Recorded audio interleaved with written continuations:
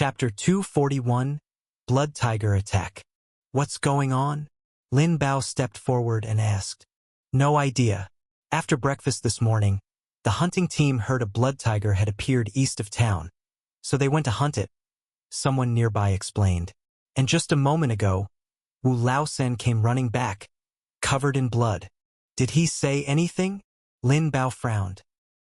He only managed to say one word, danger. He passed out from his injuries before saying anything else, the man explained.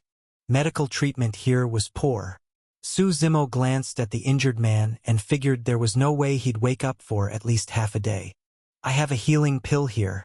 Let's give it a try, Su Zimo said as he took out a high-grade healing pill from his storage ring. As soon as the pill was taken out, a rich medicinal fragrance filled the air. Let's try it, then. We can't just sit and wait for death. Lin Bao took the pill and fed it into the man's mouth. The moment the pill was swallowed, spirit force surged throughout the area. All that energy poured into the man's body. The wounds on his skin quickly scabbed over. This is an immortal pill, someone exclaimed in shock. Wu Laosen slowly regained consciousness, weak and dazed. Hurry, hurry and save them. There's a mutated blood tiger king. He began shouting in terror even before opening his eyes. Where exactly? Someone nearby asked anxiously. In the blood tiger cave to the east. Wu Laosen opened his eyes slowly and answered weakly. Seeing the situation, Lin Bao frowned slightly and turned to give orders. Divide the remaining warriors in town into two groups. One will come with me to rescue them. The other stays behind to guard the town. As Green Sky Town sprang into action, Su Zimo looked at Wu Laosen and asked, Can you tell me more about what happened? Wu Laosen nodded and said, This morning, we received a report from the scouting team. They said a blood tiger had appeared near the farmlands on the eastern edge. A lot of townspeople working in the fields were killed. When we got there, we didn't see the tiger, but we found a cave. After entering, we discovered a female blood tiger that was about to give birth. No male tiger? Su Zimo asked, puzzled. No, Wu Laosen shook his head. We thought we could kill her while she was weakened from labor. She fought us for a long time, but during the battle, the cub in her belly was accidentally killed. That's when she went completely berserk and mutated. We fought our way out in blood so I could come back and get help. Wu Laosen's expression turned sorrowful. I don't even know if they can hold out. By now, the townspeople had already assembled. Tianchi looked anxiously at Lin Bao and said, Uncle Lin, let us come with you. The more people, the stronger we are. Lin Bao hesitated briefly, then nodded. A group of people rushed off urgently toward the east. In the infinite immortal mountain, shrouded in mist within the heavenly sea on the eastern continent, Jiang Macho stood surrounded by surging spirit force. Flickers of fire swirled around him. In front of him loomed a snow-covered mountain radiating freezing mist. Tiny flames danced at his fingertips. With a flick of his right hand, the flames leapt onto the snowy mountain. Despite the cold, the flames didn't go out. Instead, they burned stubbornly. Jiang Macho slowly closed his eyes. In the darkness behind his lids, a tiny red dot flickered into view. The aura around him grew stronger and stronger. Burn my Dao, he whispered. That small red dot gradually expanded into a small fireball. The fireball ignited, swelling into a massive flame. Then, boom, a loud explosion erupted. Raging fire lit up the world in brilliant crimson. Jiang Macho opened his eyes again. Outside, on the enormous snowy mountain, the little flame had begun to blaze as well. It was as if the entire mountain had become fuel. The fire spread rapidly, coiling around the entire peak. In just a few moments, the snow mountain had turned into a volcano. As the fire intensified, the snow melted quickly. At some point, the figure of the old man Lord of Nihility appeared beside Jiang Macho. Master! Jiang Macho turned and greeted him quickly. Very good. You've already grasped the true essence of fire. Your Scarlet Flame Imperial Physique can now wield much greater power, Lord of Nihility said with satisfaction. It's just, I'm still far from avenging myself, Jiang Macho said, looking a bit discouraged. He had been living in the infinite immortal mountain lately. Everything he ate or used came from top-tier spiritual herbs and mystical fruits. Even among imperial lineages, such treatment would be exceptional. But his current cultivation level was still only at the desolate Meridian realm. He could have advanced faster, but Lord of Nihility had been holding him back deliberately to solidify his foundation. Jiang Macho knew that, even so, he was progressing at an impressive pace. Still, to go up against an imperial lineage, especially one like Supreme Primal Sacred Ground, which had 2 Grand Emperors, he was still far from ready. Don't let hatred blind you, Lord of Nihility sighed. You've been here long enough. It's time to descend the mountain and experience the world. Find the meaning of your life. Taste the joys and sorrows of the mortal world. Jiang Macho fell silent for a moment, then knelt and kowtowed several times. Master, I will never forget your teachings, not in this life. If you ever need me in the future, I will do everything in my power.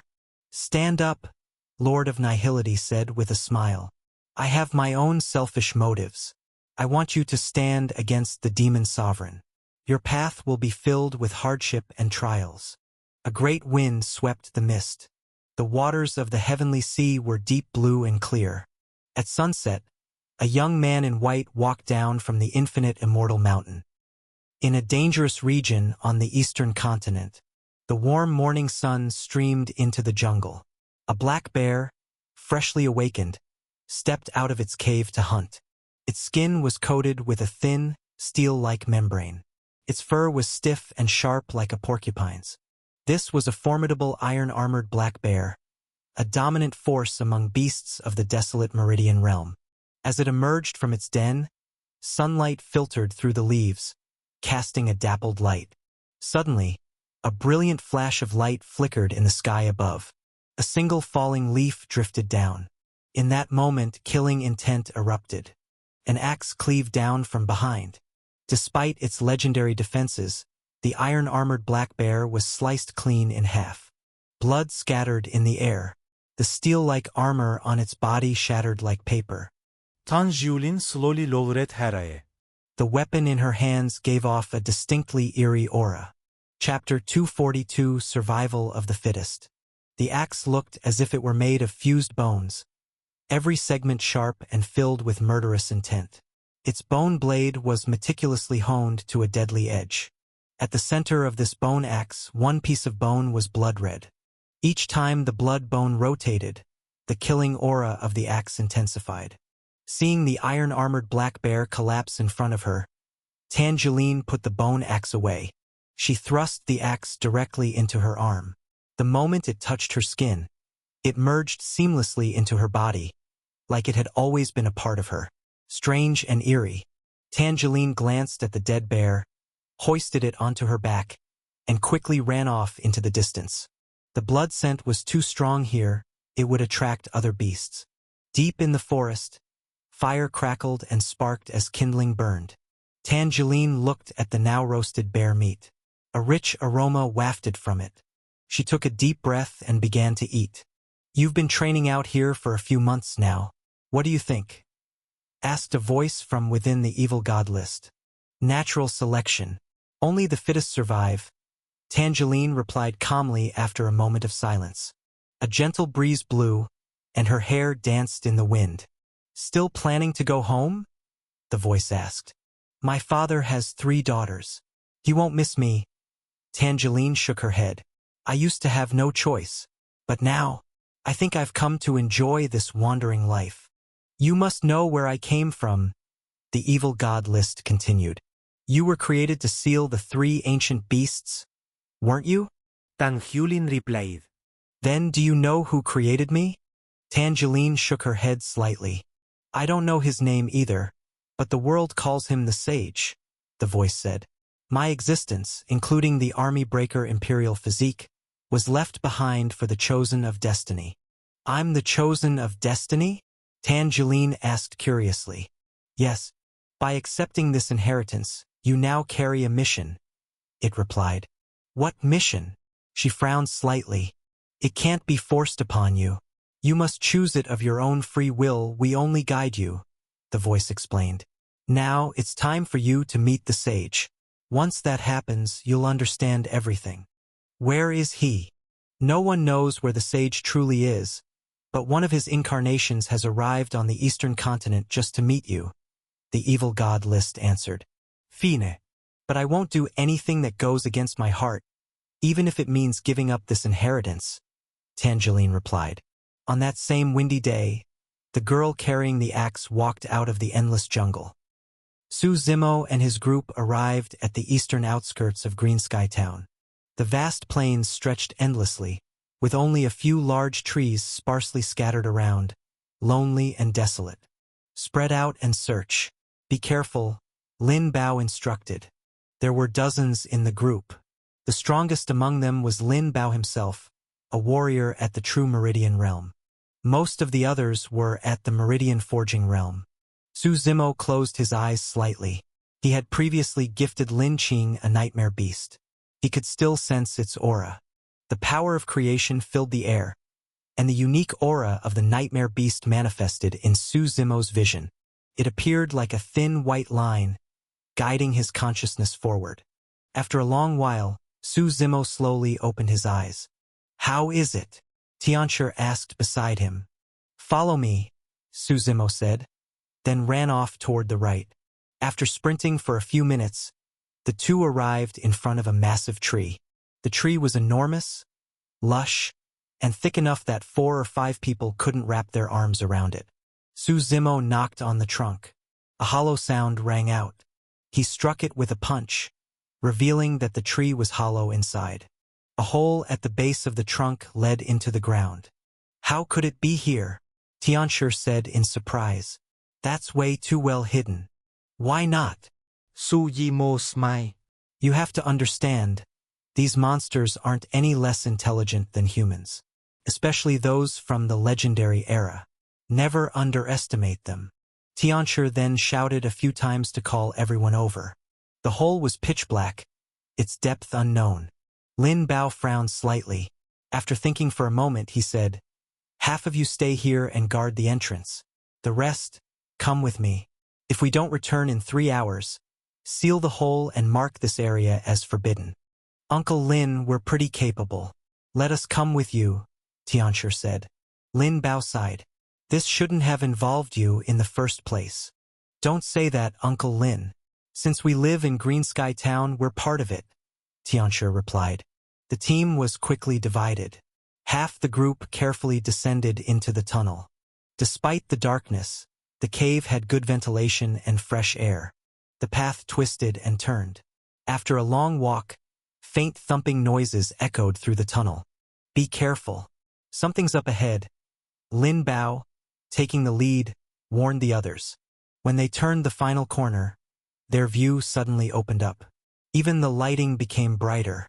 A massive, blood-red tiger was roaring and attacking a formation barrier in front of it.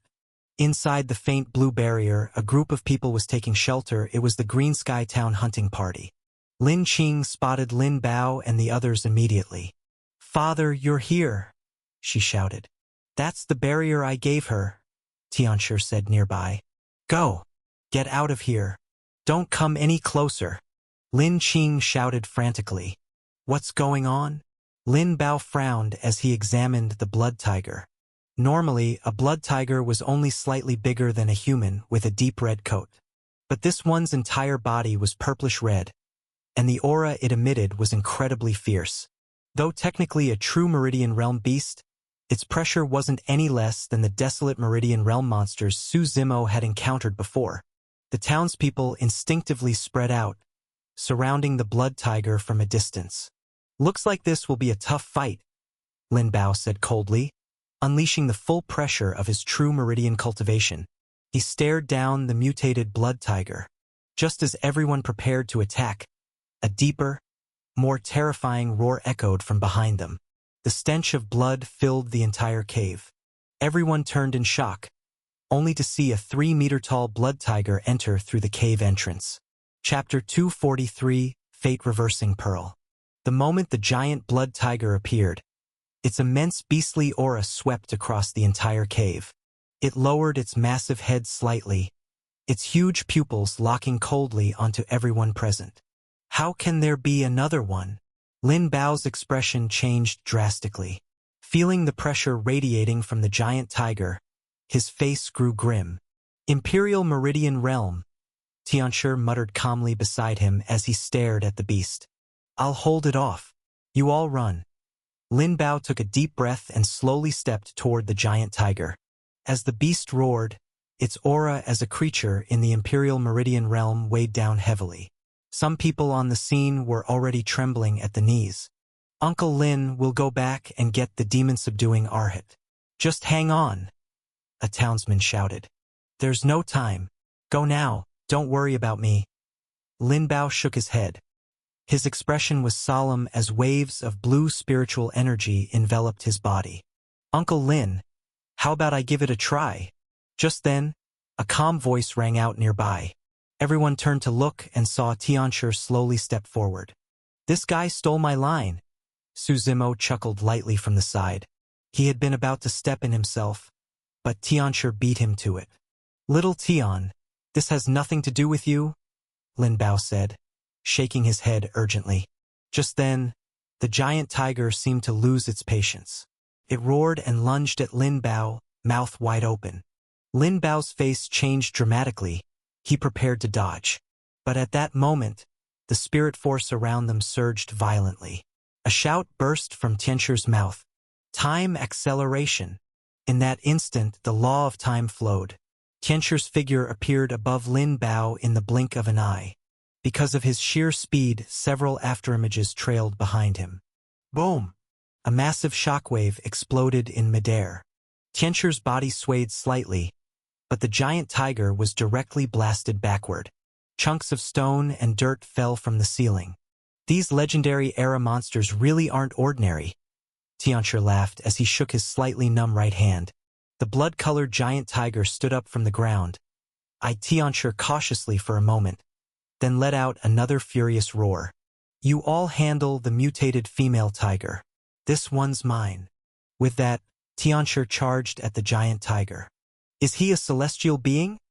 A townsman muttered in awe, watching Tianshi's silhouette. At this point, the giant tiger was almost completely suppressed. Kill the blood tiger! Lin Bao roared as he led the townspeople in a full assault. Their weapons were mostly blades and swords. As dozens of weapons hacked into the blood tiger, the beast let out a furious roar.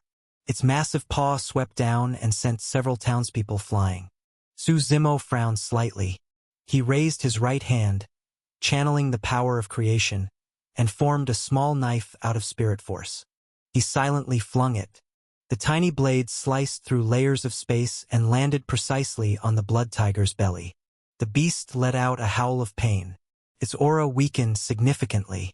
Aim for its belly. Lin Bao shouted. All attacks immediately concentrated on that spot. At that moment, the protective barrier around the hunting team timed out and disappeared. Realizing it would not survive, the blood tiger let out one final roar. With a death wish, it charged directly at the now defenseless hunting team. They were all wounded, unable to fight back. As the beast lunged, panic froze everyone in place. Lin Qing's face turned pale. Her instincts screamed at her to run. But in this moment of life and death, her legs felt like they were filled with lead, numb and immobile. She could even smell the blood in the tiger's breath as its jaws opened wide. Its claws glinted coldly. Just as it was about to strike, a pair of strong arms suddenly wrapped around her waist. Startled, Lin Qing turned her head. Tianshi's face was right beside hers. Boom! A flood of spiritual energy erupted. The massive blood tiger was blown away in an instant. You okay? Tianshi asked with a smile. Lin Qing, who had been frozen with fear, suddenly felt her body relax. She went limp and collapsed into Tianshi's arms. Their faces flushed. Both lowered their heads, too shy to look at each other. Ugh, so cheesy. I'm getting a sugar rush, Su Zimo muttered, shaking his head as he walked out of the cave. He didn't stick around for the happy reunion. Outside, he looked across the vast land. The legendary era was a strange time. Monsters ran rampant, and people struggled just to survive. Perhaps it was also the most honest age of all, where scheming was simple and survival was everything. Acting was a tough job. Su Zimo had always believed that. But sometimes you had no choice but to play your role, then bow out with style. After exiting the cave, the group brought back the 2 blood tiger corpses. For the townspeople of Green Sky Town, those were treasures, massive nutritional boosts. They returned in triumph. Life gradually went back to normal. Except, feelings had quietly blossomed between Lin Qing and Tianshi. Though they hadn't confessed to each other yet, the two were already falling deeper and deeper in love. One day, Su Zimo approached Tianshi. "If you've got something to say, hurry up. I've got a date with Qing," Tianshi said, looking anxious. "It's about you too," Su Zimo replied calmly. "What about us?" Tianshi looked puzzled, then said in disbelief, "Wait, you don't mean..." "Mean what?" Su Zimo raised an eyebrow. "You like Qing too? You want to compete with me fair and square?" Tianshi asked suspiciously. "Oh, shut up." Su Zimo rolled his eyes. "Have you ever thought about this? You're not even from this era?" Tianshi fell silent. "Like you said before, once the timeline resets, we'll return to the Imperial era. What happens to Lin Qing then?" Tianshi said nothing for a while. Then he looked up slowly and said, "I've never forgotten that. So while I'm still here, I just want to spend as much time with her as I can. Make her happy. The brightness we once had, we must repay it with loneliness in the end." Su Zimo said softly, "Don't you think she'll suffer even more after you leave?" "To be honest," Tianshi replied, "I've been studying a secret method that could change fate. The fate-reversing pearl." "Huh?" Su Zimo chuckled inwardly. "So the main plot piece finally shows up. Did it work?" Tianshi shook his head. "It's still just a theory. I only ended up in the legendary era because my experiment failed." Chapter 244, Void Valley. "Can you tell me which part failed?" Su Zimo asked. Tianshi hesitated for a moment before nodding. "My original idea was to use a secret method to forge a divine artifact capable of defying fate. In simple terms, I wanted to help someone go back in time and change their destiny. But this process involves more than just the principles of space and time. It also touches on the river of fate. I've never been able to find the fusion point between the three." "Have you heard of a rare item called the Voidwood Tree?" Su Zimo asked. "What's that?" Tianshi shook his head slightly. "In Void Valley, one of the 10 forbidden grounds, there's an exceptionally rare tree known as the Voidwood. It's said that fusing with Voidwood gives your body an affinity with time-space attributes. It can help you better control the power of space and time." Hearing this, Tianshi looked a bit stunned. "I've heard of Void Valley, but I don't know where it is." "The Grand Void Sacred Ground," Su Zimo replied with a smile. Life in Green Sky Town had returned to calm. Because of the battle, Tianshi was now hailed as a great hero. Su Zimo, on the other hand, remained unnoticed, since he rarely made a move.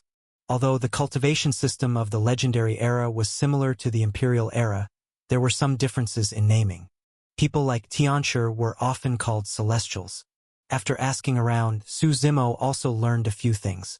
While Lin Bao was publicly the strongest person in Green Sky Town, a hidden expert also lived here. Locals called him the demon-subduing Arhat, and he was also said to be a Celestial. He wasn't originally from Green Sky Town. Rumor had it he was once gravely injured and collapsed near the town. After being rescued, he chose to stay here out of gratitude and promised to help the townspeople 3 times each year. A spring breeze drifted over Green Sky Town. Everything was awakening and sprouting anew. Willows on either side swayed with seductive grace. Following directions, Su Zimo arrived at a remote courtyard in the town. He knocked and stepped inside. There, a bald man dressed in white robes sat in the yard. He looked elegant and scholarly. Above the courtyard, waves of righteous energy rippled, causing the air to hum and crackle. Boundless spirit force surged. The man had his eyes closed, his aura steeped in overwhelming righteousness. The man slowly opened his eyes and looked at Suzimo. "Do you need something?" "I heard of you after arriving in Green Sky Town," Suzimo said. "Please pardon my intrusion. If you don't have any business, you should leave," the man said, shaking his head. Suzimo's eyes flashed. In the next moment, he waved his right hand. Spirit force formed a dragon and surged toward the man. The man frowned and threw a punch. Blue spiritual light gathered at his fist, and the dragon roared. With a grunt, he was pushed back 2 or 3 steps. "Someone like you exists even here?" the man said, looking at Suzimo in surprise. Suzimo smiled. He could sense the man's cultivation was at the Imperial Meridian realm. "I mean no harm. I just want to ask you something." "What is it?" the man asked warily. "About the current state of the human race," Suzimo replied. "You don't know?" The man looked surprised. "Where are you from?" "That's not important," Suzimo said. "Just answer my question." "I don't know much either," the man began explaining. "This world is overrun by monsters. It's rare for humans to survive alone. Towns like Green Sky exist throughout the land. Every day, old ones are destroyed, and new ones are built. North of Green Sky Town is a tribe, the largest human settlement I've seen. That's where I'm from." "Can you tell me more about the tribe?" Suzimo asked. "Sorry, I can't." The man shook his head. "Then I won't bother you further," Suzimo said with a smile and turned to leave. Over the next few days, Green Sky Town returned to its peaceful rhythm. Until one cold morning, a beast's roar woke the still sleeping townspeople. When everyone rushed outside, they saw a 9-headed lion standing at the edge of town. It walked upright, and its 9 heads formed a ring, allowing it to watch in all directions. Its entire body was fiery red, and an aura of Imperial Meridian realm burst forth, blanketing the land. All 9 heads spewed roaring flames, and half the town was already ablaze. Seeing the scene, Lin Bao was overwhelmed. The beast's terrifying presence made even resistance feel impossible. "I'll hold it off. Organize everyone for evacuation." "Mayor, we're not leaving. This is our home," someone shouted. "If you stay, it's a death sentence." Lin Bao grabbed the man's collar and roared. "Remember, only by living can you have anything." "Uncle Lin, I'll help you," Tianshi shouted. As a few people charged toward the 9-headed lion, others gathered the elderly, women, and children to escape. The once peaceful town fell into chaos in an instant. People of this era really are clinging to life between the cracks. Suzimo watched the lion, eyes narrowing. "You never know if you'll wake up to death or disaster tomorrow. The final act of this play is about to end." In the skies above, battle raged fiercely. The main fighters were Tianshi and the 9-headed lion, while Lin Bao could only provide some support. After all, as a true Meridian Realm cultivator, this was beyond his league. Tianshi was strong, but the 9-headed lion was an Imperial Meridian Realm creature. As a legendary era monster, it was clearly overpowering Tianshi.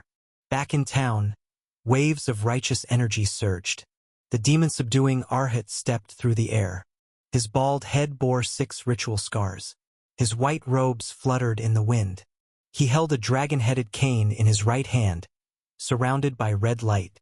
Seeing Tianshi fighting the lion, he stepped forward, appearing behind the beast in an attempt to flank it.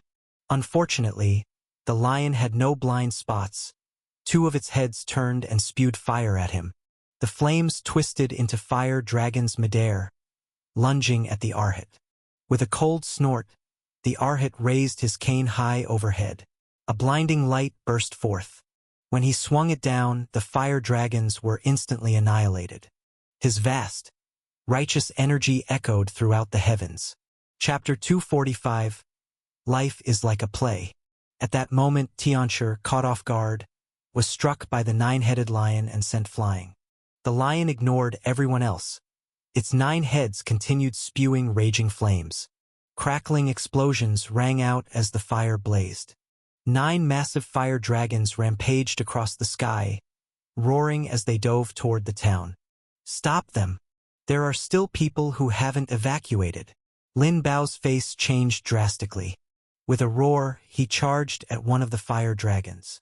Nearby, the demon-subduing Arhat frowned and stepped into the air, arriving in front of the town. Righteous energy continued to swirl around him. With every step he took, his aura grew stronger. As the remaining 8 fire dragons soared through the sky, he drew a deep breath. All the righteous energy around him gathered and surged toward the fire dragons like a tidal wave. Let this be my final repayment for the lives you once saved. Boom! An explosion echoed through the air. Sparks scattered. The righteous energy collided with the dragons, and both were swallowed by the mist. When the smoke cleared, the 8 fire dragons had completely vanished. But the Arhat was now kneeling on one knee. His white robes were torn. He had clearly pushed himself to the limit. On the other side, Lin Bao had stopped the last fire dragon. The blast knocked him into the ground. His flesh was torn open, and he was gravely wounded, no longer able to fight. The 9-headed lion let out a sky-shaking roar. Its 9 voices merged into one thunderous sound that shook the heavens and pierced the ears like exploding lightning. Its aura grew even more intense. Each head reignited with blazing flames, preparing to summon another round of fire dragons. Within the town, panic and children's cries blended into a chaotic roar. Tianshi, seeing this, smashed his fist into the ground and shouted, "Damn it!" He wanted to fight again, but the blast from earlier had shattered his leg. He couldn't feel his right leg at all. It was useless now. The 9-headed lion lowered its heads. All 18 of its pupils focused on Lin Bao. Opening its jaws, it exhaled a cloud of white smoke. Fire engulfed the air. A colossal fire dragon formed, swirling within the flames. As a deafening dragon's roar echoed, the beast surged through space, heading straight for Lin Bao. The space around it shattered. "Uncle Lin!" Tianshi roared, watching helplessly as the dragon hurtled forward. At the critical moment, Lin Qing suddenly appeared in front of Lin Bao. She opened her arms, closed her eyes, and stood in the path of the incoming fire dragon. Even from afar, the heat could be felt, blistering and intense. Everyone turned their gaze to Lin Qing. People screamed in despair, powerless to stop it. Just as the fire dragon was about to swallow her whole, a streak of radiant light shot in from the distance. With a single slash, the dragon was cut clean in half, disintegrating into nothing. Everyone looked toward the sky and saw Su Zimo walking through the air, standing high above, with his sword Shadow Tyrant just drawn. A powerful Imperial Meridian Realm aura blanketed the heavens. The townspeople were too stunned to speak. "Everyone back off. I'll handle this." Su Zimo's gaze fixed on the lion as he calmly addressed the crowd. "Okay." Lin Qing snapped out of it, helping Lin Bao retreat with the others. The lion roared again. Its 9 heads unleashed another inferno, painting the sky in fire. "Is that all you've got?" Su Zimo scoffed. Lightning exploded around Shadow Tyrant, crackling arcs of pale blue electricity snapping violently in the air. A blade of light fell from the heavens, slicing through the sea of flames, severing one of the lion's heads. The 9-headed lion roared in fury, unclear if it was pain or rage. It lumbered toward the town. Its 8 remaining heads spewed even fiercer flames. Waves of creation power surged around Su Zimo, dimming the light of the world. Only a single sword beam remained, cutting through the sky. Celestial rift. The blade fell. Flames scattered. Su Zimo appeared above the lion, striking again and again. One by one, the remaining 8 heads were all sliced off. He landed nearby, gripping Shadow Tyrant, breathing heavily. His entire body trembled with fatigue. Sweat dripped from his brow. Just as everyone was starting to relax, the lion's severed heads suddenly twitched. Spirit force surged around them. One by one, the 9 heads exploded. A tsunami of fire erupted, engulfing the entire sky. "Look out!" Su Zimo shouted, stepping forward to shield everyone, standing alone before the wall of flames. When the fire finally faded, Su Zimo lay collapsed on the ground, barely alive. Brother Zimo, are you okay? Everyone rushed toward him, staring at his broken, blood-soaked body. Why did you shield us? You could have escaped, Tianshi shouted, voice shaking. I don't think I'm gonna make it, Su Zimo said weakly, lifting his trembling hand. To save so many lives. One death is worth it. No. You're not going to die. Tianshi pulled out a pile of pills from his storage ring and tried to feed them to Su Zimo. It's useless, Su Zimo whispered. My internal organs. They're shattered. Unless you have some divine miracle pill, there's no saving me. Some townsfolk had already begun to cry. Lin Bao, holding back tears, said, You're the savior of Green Sky Town. Su Zimo shook his head, smiling bitterly. I grew up poor in an ordinary family. Back then, I didn't believe in fate. I worked hard to change my life, to become someone. I finally reached the Imperial Meridian realm, only to die like this. I'm not ready to go. It's our fault, Lin Bao said, grief-stricken. I don't blame anyone. Su Zimo shook his head and looked at Tianshi. I remember you once told me you were developing a method, a secret artifact, to defy fate. Yes, Tianshi nodded rapidly. But it's incredibly difficult. I don't even know if I'll succeed. Can I ask you one thing? Su Zimo coughed up blood, speaking with effort. Anything. Just say it, Tianshi said, eyes red. You know I'm not from this era. One day, when the timeline resets, even if I die, my body will return to the Imperial era, Su Zimo said weakly. Chapter 246, War God's 9 Transformations. I know, Tianshi quickly nodded. If one day you really do manage to create that item, Su Zimo said with a smile. And I mean could you save one for me? Though he was smiling, the blood flowing from his face made him look utterly tragic. When that time comes, I'll have my descendants come find you. You give it to them, let them rewrite fate on my behalf. I know it's difficult, the chances are slim, but let's just call this the final wish of a dying man. All right, I promise you. Tianshi looked up at Lin Qing and said, For your sake, and for Qing, I'll do my best. Words are just words. I'm afraid you'll forget me someday. Su Zimo added, Give me a keepsake. That way it'll be easier to find you. Tianshi thought for a moment and took out a jade pendant from his storage ring. This jade pendant has been with me forever. It's never left my side. If one day someone comes to you with this pendant, I'll give them everything I've got to help them. Su Zimo slowly took the pendant, hung it around his neck, and smiled. I don't have much time left. Though we haven't known each other long, I'm truly glad I got to meet you all. After I die, bury me underground. Don't let anyone disturb me. Let me leave quietly, just as I came. After saying that, he tilted his head, and the light in his eyes slowly faded. His eyes gently shut. That day in Green Sky Town was filled with grief. Everyone knelt in silence before the burial mound, paying tribute to the hero of their town. As they gradually dispersed, a heavy rain began to fall that night. The townspeople gazed at the downpour and sighed. Even the heavens weep for a fallen hero. Rain soaked the burial mound, turning the soil into wet, sticky mud. Everything around fell into a solemn silence. Then, a hand suddenly reached out from the grave. Then another. Both hands pushed aside the dirt, and a figure crawled out from beneath the earth. Su Zimo's body was protected by a spirit shield, repelling the falling rain. He reached for the jade pendant at his waist and muttered, Just a backup plan.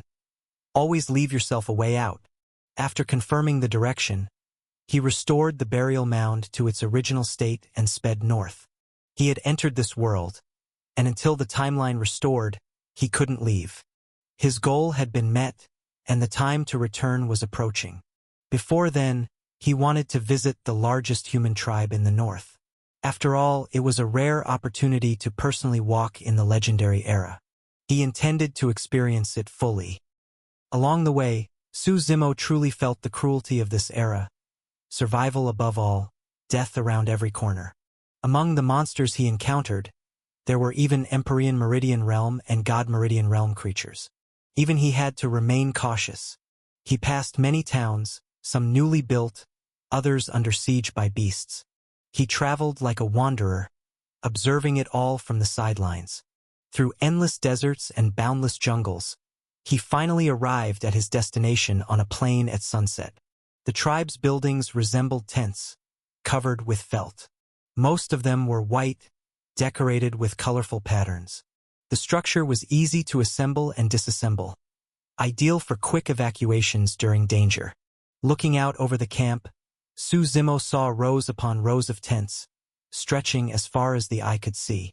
Inside, the tribe was bustling with people and activity, a thriving settlement.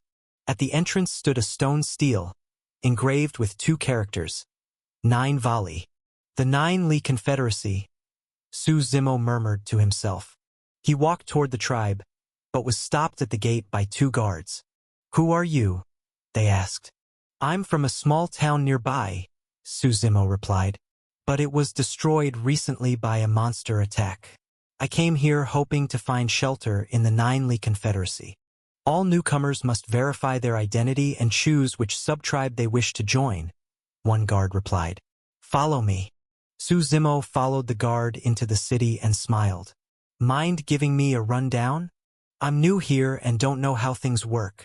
The tribe was lively and full of stalls on both sides of the street. Vendors sold a wide variety of goods. As Su Zimo observed, he noticed that everyone's clothing had similar styles but different colors. 9 colors in total. Through chatting with the guard, Su Zimo learned the truth. Although Nine Li Confederacy was one unified tribe, it was actually composed of 9 sub-tribes. Huanli, Yule, Fangli, Huangli, Baile, Chile, Huanli, Fingli, Antiangli. Everyone joining the Nine Li Confederacy had to choose one sub-tribe to affiliate with. Each sub-tribe had its own distinct color for clothing. Su Zimo completed the registration process with the guard's help and chose to join the Bailey sub-tribe. The tribe had little formal governance. It was relatively relaxed. The only real rule was to follow tribe regulations and participate in battles when called. Their communal dining area was a large open space. Meals were free, so the place was always packed. Su Zimo picked a quiet corner, ordered some food, and listened to conversations around him. Such public spots were always great for gathering information. "Have you noticed how the Chile sub-tribe has been going crazy lately, grabbing people?" someone whispered. "I heard it's because the War God's 9 Transformations manual they were guarding got stolen," someone replied. "If they can't present it at this year's tournament, they'll be shamed as criminals by the entire Nine Li Confederacy." "What's the War God's 9 Transformations?" a new arrival asked, confused. "Do you know why this era is called the Legendary Era?" Someone began to explain. "They say real gods once existed in our time, and the founders of the Nine Li Confederacy tribe, our ancestors, were 9 such gods. The War God's 9 Transformations is the divine technique passed down from them. If gods really existed, then why has this world fallen to monsters?" another person asked, curious. Chapter 247, Heaven Break. "How would I know?" the man replied. "All I know is that the Chile subtribe must retrieve the War God's 9 Transformations before this year's tournament. The person who stole it is definitely still in the Nine Li Confederacy. There's no way they escaped with all the monsters outside." "What does War God's 9 Transformations have to do with the tournament?" someone else asked. "Every year, our Nine Li Confederacy's subtribes compete in a grand martial tournament. The winning tribe earns the right to train with War God's 9 Transformations and safeguard it for 1 year. Then, in the next year's tournament, it gets reassigned based on the results again. If that's the case, can't the ones who've already trained with it just write it down?" someone muttered. "No need to panic like this. You don't get it. It's a divine inheritance. War God's 9 Transformations is learned through a heritage stone, not by reading notes. Even if it's written down, you won't be able to learn it," the man explained. "And the technique is incredibly picky about a person's talent. In the entire history of the Nine Li Confederacy, no one has ever mastered all 9 transformations." Hearing that, Someone skeptically said, "Come on, are you exaggerating? Can it really be that hard? Ask around if you don't believe me," the man insisted. Our tribe's first patriarch, arguably the most talented of all, only managed to learn 8 transformations before he passed. The current record holder is the leader of Xuanli subtribe. He's learned 7. Everyone else who's trained in it hasn't even reached that level. As the noisy conversation continued, Su Zimo took a sip of his drink and chuckled, shaking his head. He was genuinely intrigued by War God's 9 transformations.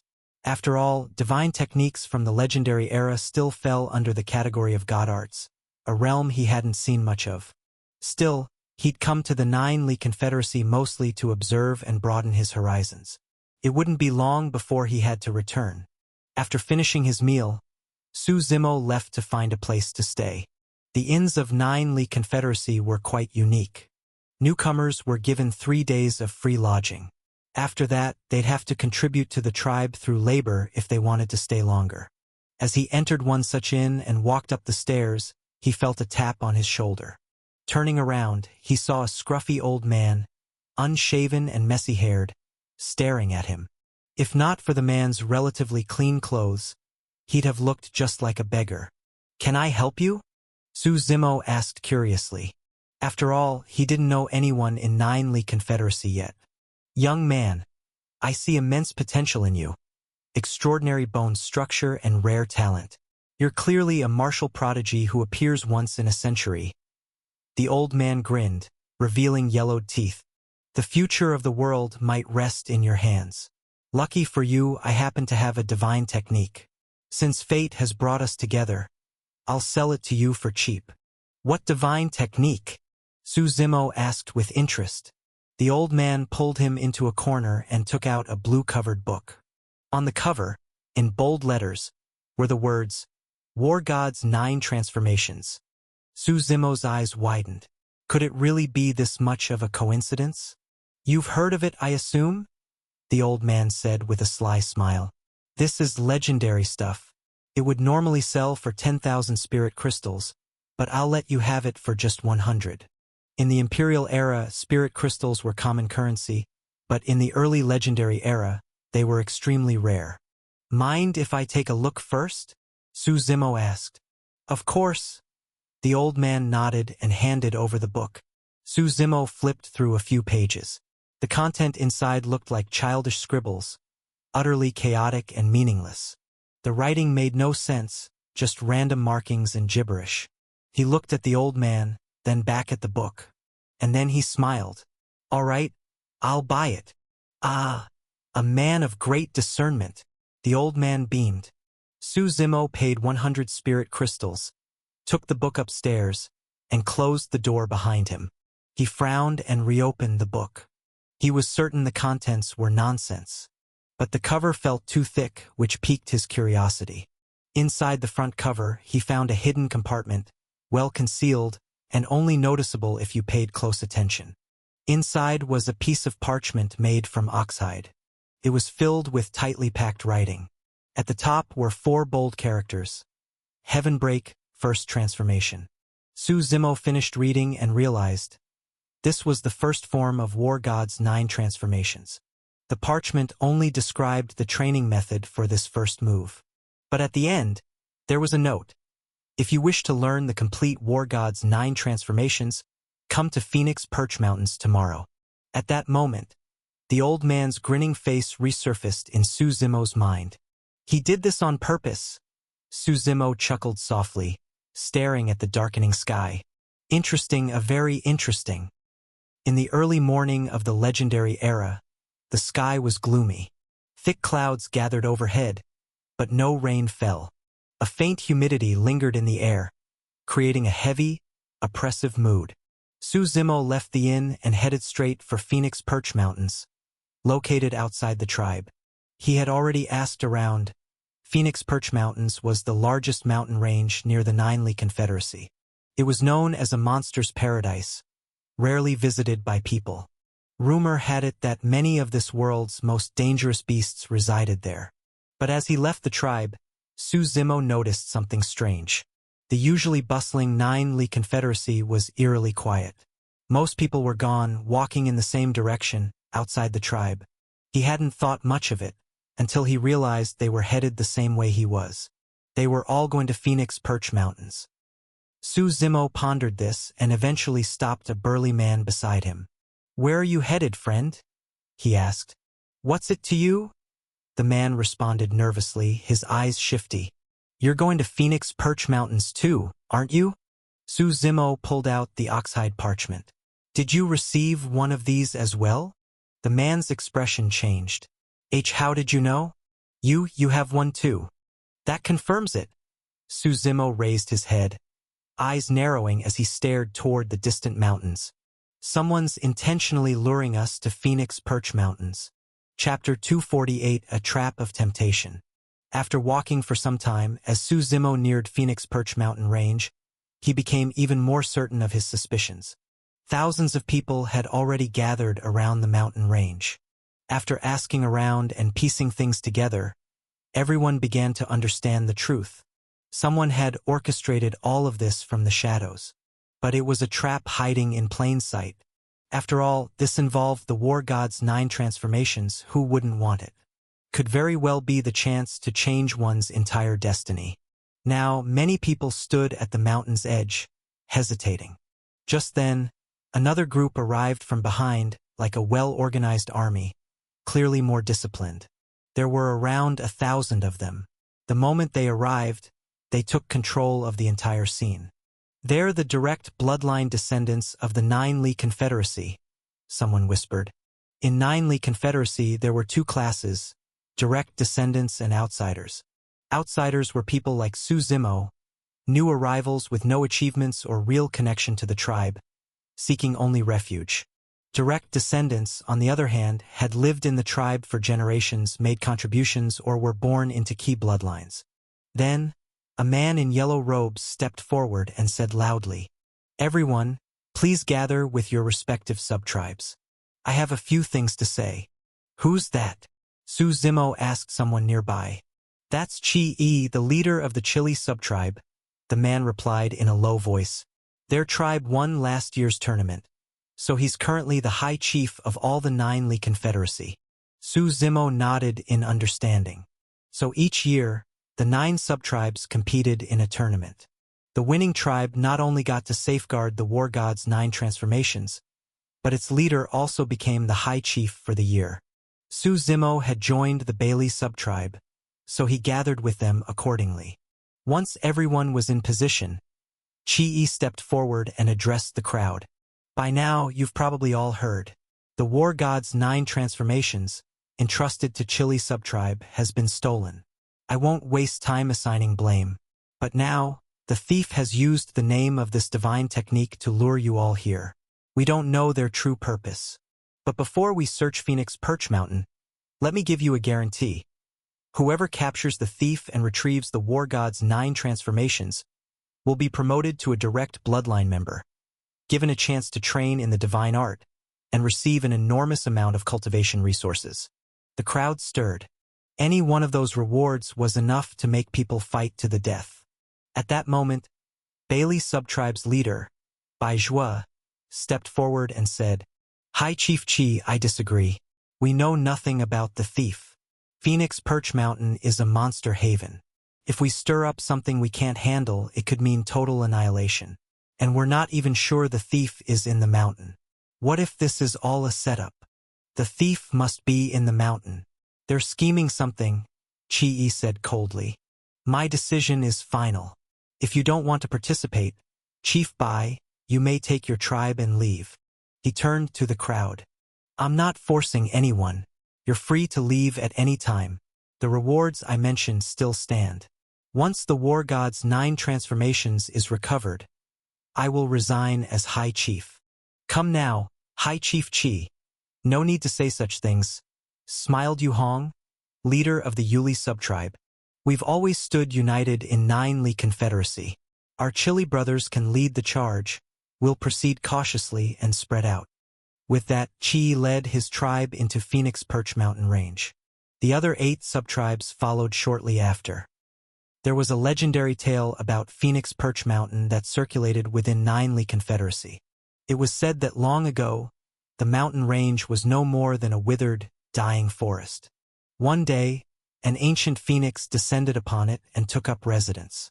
While undergoing a heavenly tribulation, the phoenix summoned thunder and fire, devastating the forest for 7 days and nights.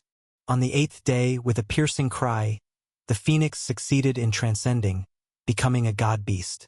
The flames from its body then engulfed the forest. But instead of burning it to ashes, the fire caused the trees to grow with unnatural vigor. In an instant, the dying woods transformed into a vast, thriving forest. Only later did people realize the flames were the phoenix's natal divine fire, Nirvana flame.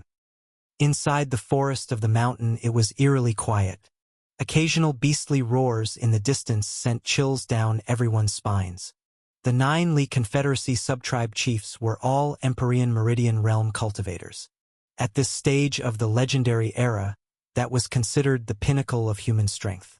But even with such power, humans still struggled to survive under the rule of monsters. It was a dark age. The people didn't seek greatness or glory. They only wanted to survive. Su Zimo glanced toward the main group. Then his figure silently disappeared into the trees. Not long after the tribes entered Phoenix Perch Mountain, the forest erupted with chaos. Monster activity suddenly surged. Battles between humans and beasts broke out everywhere, with casualties on both sides. But this was still monster territory. If this continued, the tribes would suffer massive losses. The 9 subtribe leaders gathered and decided it would be best to retreat. They still hadn't figured out what triggered the monster frenzy. But as they tried to retreat, they discovered that the entire outer boundary of the forest was now sealed off by a transparent barrier. No matter what they tried, they couldn't break through. "Someone is trying to trap us here," Baizhua said grimly. Feng Yu, leader of the Fengli subtribe, nodded solemnly. "Not just trap, more like raise us like cattle. There are countless monsters in this forest. If we want to survive, we'll have to kill them all. This kind of barrier couldn't have been set up in a short time, and I've never seen anything like it," Yu Hong said quietly. "It's clear now.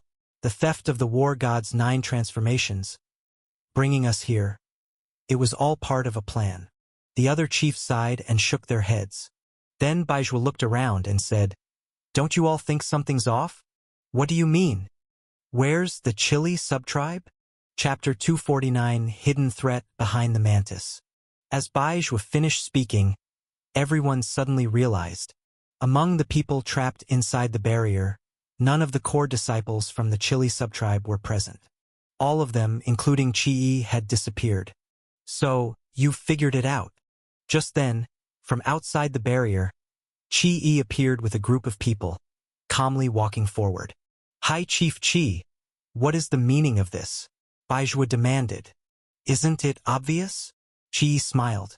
"I brought you here to make you fight the monsters, and each other. You're trying to destroy the rest of Nine Li Confederacy," someone shouted in disbelief. "You're the one behind the barrier? Destroy the tribe?" No, Chi-Yi chuckled. "Soon, the Chili subtribe will be the only tribe that matters. You'd kill us all for that?" another person asked in shock. "It probably has to do with the war god's 9 transformations," Baizhua said quietly after a moment of thought. "That whole theft, you staged it yourselves, didn't you?" "Chief Bai, I don't always agree with your views, but I must admit, you're sharper than the rest." Chi chuckled. "Do you all remember the requirement to train in the war god's 9 transformations? It requires immense amounts of vital energy and blood," Baizhua replied word by word. "Exactly. Ever wonder why no one has ever fully mastered all 9 transformations?" Chi continued, looking around at the confused crowd. "They told you it was because your talents weren't good enough. That's a lie. The truth is, every single transformation requires a massive amount of spirit force and blood to support it. And the deeper you go, the more it demands. Exponentially more. Now ask yourselves, where does all that energy come from? Killing monsters? That would take forever. So you want to use us as fuel for your cultivation? Yu Hong growled. Don't act self-righteous. Are you going to tell me none of you ever killed another human while training the technique? Qi snapped. Maybe so, Yu Hong said coldly. But we at least showed restraint. We didn't cross that line. Restraint. Qi laughed and shook his head. You're wrong. When you're dead, I'll finally have the blood and spirit force needed to master the complete 9 transformations. I'll become the first person in 9 Li Confederacy's history to fully master the divine technique. Future generations will praise me as a peerless genius. You'll be forgotten. Just poor fools who died in a beast stampede. The crowd's faces filled with rage and horror. Everyone, focus your strongest attacks on the barrier, Baizhua commanded. Let's try to break it together. Everyone nodded.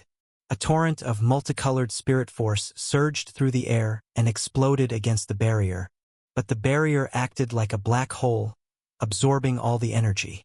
It's useless. Stop struggling, Qi said smugly. This is a transference formation. Any energy you throw at it just gets redirected somewhere else. Unless your power exceeds the array's maximum limit, you can't break it. There's no need for this to be a slaughter, said Feng Yu, leader of the Fengli subtribe, smiling thinly. We're all brothers and sisters of the 9 Li Confederacy. Why use our blood? There are plenty of cities and towns out there. We'll bring you people from those instead. That's not a bad offer, Qi chuckled. But it's too late for talk. We've already burned the bridges, haven't we? As he finished speaking, the people behind him threw dozens of sacks into the barrier. When they landed, chunks of dark blue flesh spilled out, releasing a thick musk-like aroma. That's muskrat meat, Baizhua said, stunned. Muskrat meat had strong hallucinogenic effects, especially on monsters with sharp senses. It was a lethal lure. The 9 Li Confederacy often used it to trap beasts. Now, with this meat scattered across the forest, the entire region became saturated with its scent. Everyone, run! Baizhua shouted in panic. Before his words even finished, roars erupted from the forest. Countless monstrous figures began charging forward. The earth shook. Ancient trees toppled. These were beasts of every bizarre shape and form. 3-headed snakes with bodies covered in spines, 8-legged hyenas, 9-nosed elephants. Seeing humans in their territory, the monsters let out a thunderous chorus of howls and charged. Battle broke out within the barrier. Outside, Qi watched with satisfaction, enjoying the show. A subordinate asked, "Hi, Chief, shall we activate the formation?" "Do it. When it's done, check for survivors. Leave no one alive," Qi said coldly. The Chili subtribe members spread out and surrounded the formation. They placed their hands on the barrier, pouring in crimson-red spirit force. The barrier began to hum. The ground shook, and the surrounding world's spirit force began to gather at the center. A pillar of divine light formed at the top of the array, expanding to cover the entire forest. A terrifying energy surged within it. "Qi, what are you doing?" someone inside shouted. "Enjoy the gift I prepared for you all." Qi laughed madly. The divine light descended like an executioner's blade. The space around them shattered.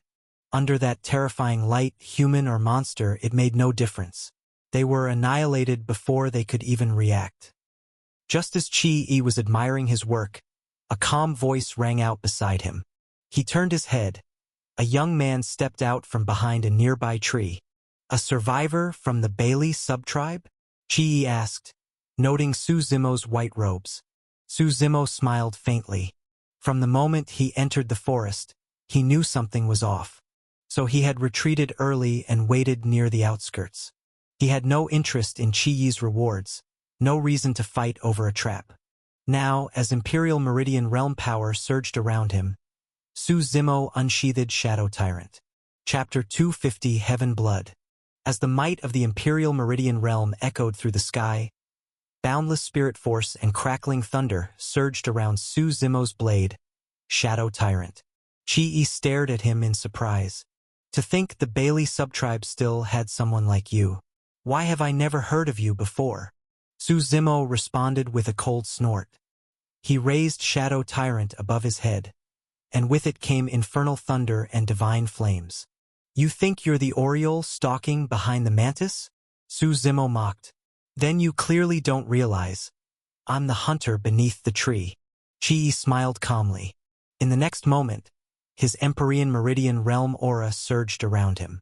With a wave of his arm, the spirit force around them condensed into a massive hand in the sky, hurtling down at Su Zimo. Boom! Su Zimo slashed upward with Shadow Tyrant. The surrounding space shattered, the sky split open, and the giant hand disintegrated under the blow. Chi-Yi looked visibly stunned. He hadn't expected his seemingly unstoppable attack to be dispelled so easily. Shadow Tyrant descended once more. Chi-Yi's eyes narrowed and he quickly retreated. Boom! A massive crater formed where he had just stood. The ground fractured with countless cracks. I must admit, I underestimated you, Chi-Yi said coolly.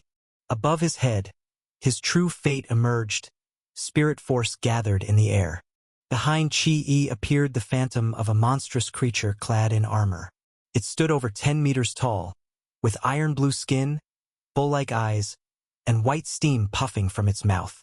Mysterious runes covered its body. It looked more like a demonic beast than a man.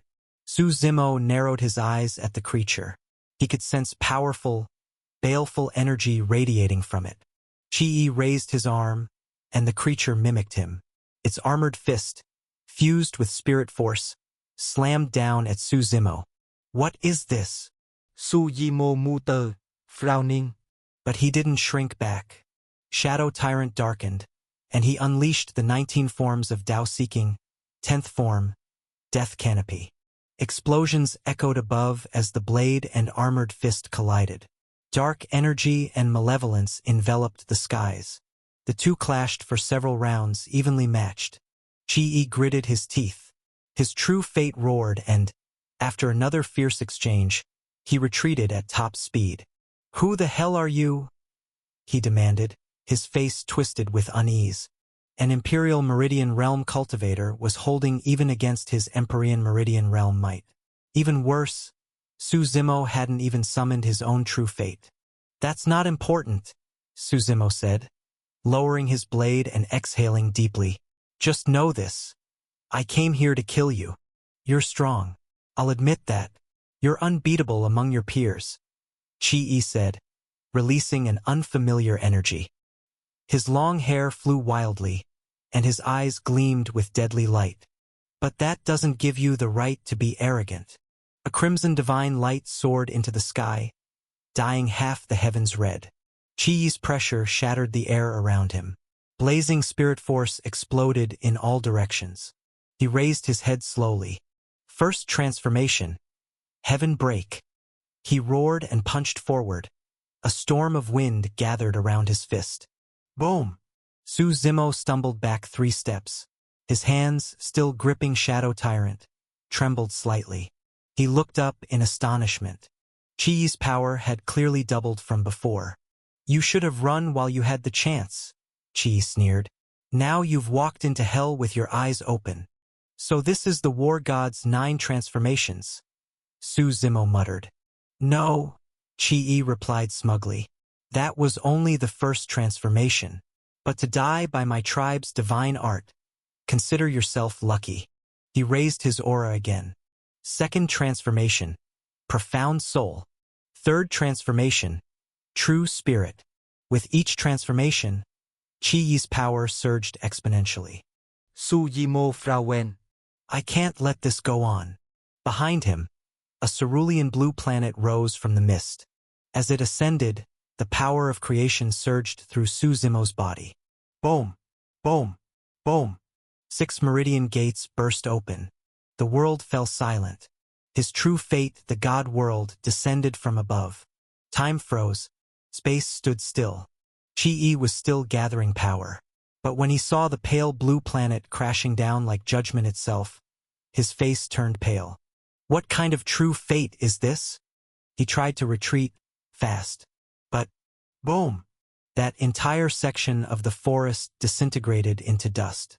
Chi-Yi escaped, but not unscathed. Bloody cracks covered his body, and he spat out a mouthful of blood. His aura plummeted. Fourth transformation. Supreme Spirit. Qi roared toward the sky, reaching a critical threshold of power. The ground trembled. Spirit force surged like a raging river. He launched another punch, one that ripped through the sky itself and brought a hurricane down upon Su Zimo. Su Zimo raised Shadow Tyrant. His gaze was calm and resolute, without a trace of fear. The monstrous fist closed in, less than a meter from his face. Its force blasted his hair backward and made his skin sting. Su Zimo slowly lifted his blade. Everything around him dimmed. Only a stroke of blood red, like spilled ink, danced in the darkness. 19 forms of Dao-seeking, 11th form, Heaven Blood. Frightening, razor-sharp energy surged along the blade. The red on Shadow Tyrant looked like a sea of blood, drowning all ugliness and sin. Blood scattered like blooming petals in the void. Qi had an eerie feeling. The blood wasn't his. He was a meter away from the blade. Yet when he looked down, his limbs had already been severed. Both arms, both legs, gone. Only a limbless torso remained, crumpling helplessly to the ground. Above them, dark clouds gathered. And finally, the sky couldn't hold back its sorrow any longer. With a thunderous crack, rain began to fall. Chapter 252, Obtaining the Fate-Reversing Pearl. When Su Zimo opened his eyes, he found himself back in the Elden Lands, though he didn't know when or how he had returned. Su Zimo closed his eyes gently, sensing the immense boost from mastering the War God's 9 transformations. This divine art greatly amplified his power, but it came with a price. Each time it was used, his body would enter a weakened state for a period afterward. Stepping out from the evolving illusion of the Elden Lands, Su Zimo returned to the Divine Gate. "You really came out?" the God Emperor asked in surprise. After all, in all past evolutions of the Elden Lands, only Grand Emperors had ever come out alive. And Su Zimo was merely an Imperial Meridian Realm cultivator. "I need you to do something for me," Su Zimo said calmly. Meanwhile, deep within the Elden Lands, with every shift in the evolving scenes, heaven and earth rumbled. An endless spirit force roared throughout the land. In a hidden pocket of absolute darkness, a coffin floated silently in mid-air. Time was frozen around it. No one knew how long it had remained there. Above the coffin hovered the image of a clock. It had 24 ticks, and with each new evolution in the Elden Lands, the clock's hand would move one position. Now, as a click-click echoed clearly through the still darkness, the clock reached its final mark. Crack! The coffin lid slowly opened. As it vanished, a woman in a blue dress suddenly sat up from within. She stepped out gently. Her long blue gown spread out over the land like a field of blooming flowers. Then that clock, which had just completed its cycle, began rotating backward at high speed. A beam of light shot out from the clock. Within it, the faint image of a man slowly formed. The woman looked around in confusion. But when she saw the silhouette clearly, she cried out in shock. "Tianshi, Qing'er, it's been a long time." The man smiled affectionately. "Tianshi, what's going on?" The woman, Lin Qing, asked in confusion. With a wave of his hand, Tianshi, the Time Emperor, revealed a scene filled with countless time reversal currents in the dark space. A river of time, glowing in 5-colored light, descended from the sky. Tianshi smiled and said, "Go ahead. This is the inheritance I prepared for you. Once you receive it, you'll understand everything." Lin Qing nodded and stepped fearlessly into the river of time. Watching her enter, Tianshi finally sighed in relief and murmured, "It worked." Just then, footsteps echoed nearby. Tianshi's expression sharpened. He waved his hand, and the power of time surged through the space. The darkness trembled with overwhelming force. "Please, don't act rashly, Time Emperor. I come on someone else's behalf," the figure said urgently. As the shadows dissipated, it was revealed to be the God Emperor.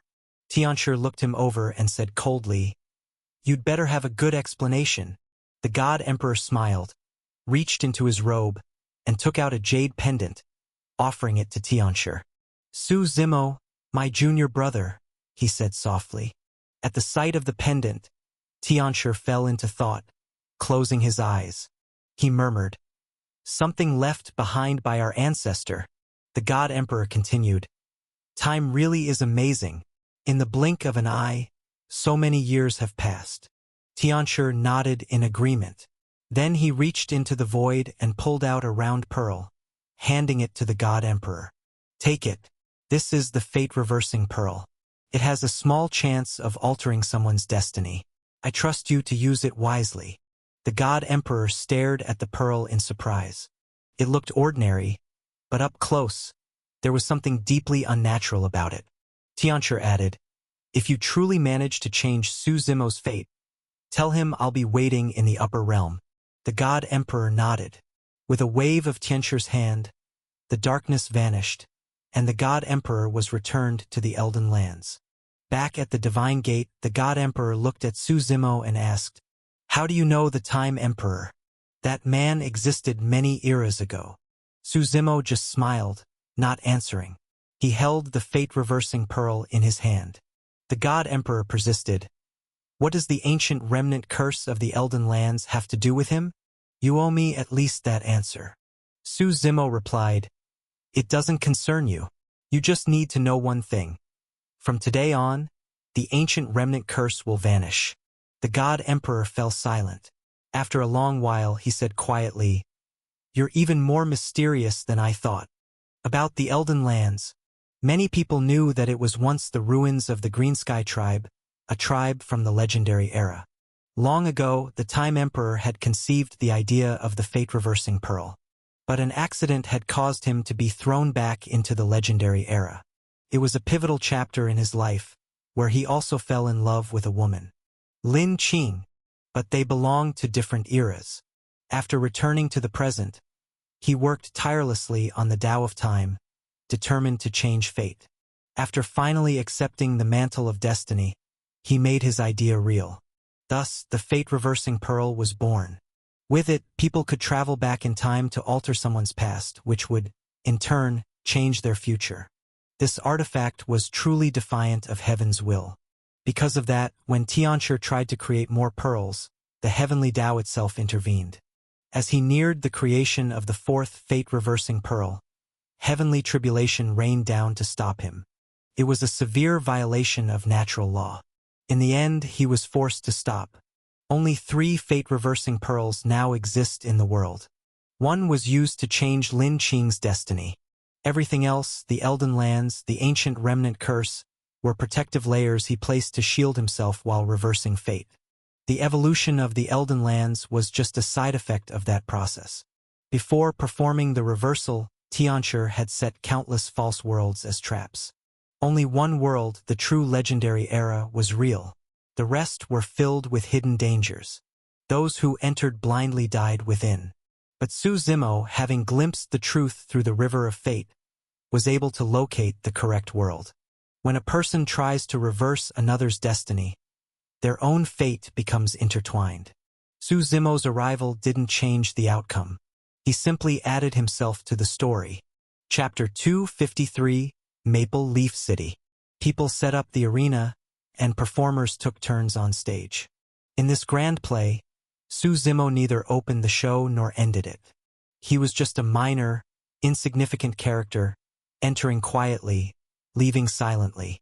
While the Time Emperor was altering Lin Qing's destiny, Su Zimo, in order to obtain the fate-reversing pearl, made an early alliance with the Time Emperor and ultimately sacrificed himself heroically. He stepped on stage, performed, then exited flawlessly. After putting away the fate-reversing pearl, Su Zimo looked at the God Emperor and said, "Your divine sect has been silent for far too long. It's time the world remembered you. What are you planning?" The God Emperor asked, puzzled. Leaving the Elden Lands behind, Su Zimo headed straight toward Maple Leaf City. Little Gui and Yao Shengnan had previously gone to retrieve the mother leaf of the Tree of Life from Maple Leaf City, but hadn't returned yet. Naturally, Su Zimo needed to check on them. The Tree of Life was crucial to Su Zimo, an integral part of his power of creation. Moreover, little Gue might have encountered danger. After emerging from the transformation of the Elden Lands, Su Zimo could already sense the presence of Paimon and chaos. Maple Leaf City was under the control of the Mo Imperial clan. Since the Formation Emperor bore the heaven's will, this family had risen like a new star. They became one of the foremost families in the entire Primordial Heartlands, specializing in formation arts. The Hexagenesis immortal formation left behind by the Formation Emperor was still hailed as one of the most powerful formations on the continent. It also served as the Mo Imperial clan's protective formation. Most members of the Mo Imperial clan were pioneers with strong spirits of innovation and exploration. Their descendants continued to study all kinds of formations. Naturally, there were successes and failures. When Su Zimo arrived at Maple Leaf City, it was already evening. The architecture of the city was highly unusual, shaped like a giant upside-down maple leaf pressed against the earth. All the buildings were crimson, red bricks, red tiles with red as the dominant color. As Su Zimo stepped inside, taking in the physical buildings all around, one would find it hard to imagine that this city had originally been formed through the evolution of a formation. Among the ancestors of the Mo Imperial clan, there was an eccentric. He was not bound by the traditional killing, illusion, or trapping formations. He enjoyed studying what were known as lifestyle formations. A formation that could evolve into a city, a long river, a forest. He liked using formations to project countless real-world objects. At the time, many in the Mo Imperial clan considered him a disgrace to formation masters. The formations he developed were seen as having no offensive capabilities or practical use. But many years later, this eccentric was inspired by that process of evolution. He ultimately achieved mastery in formation arts, able to evolve all things with a glance. Sun and moon cycles, seas turning into mulberry fields. Maple Leaf City was a city he created through formation evolution. In this world, many other things he had evolved still existed.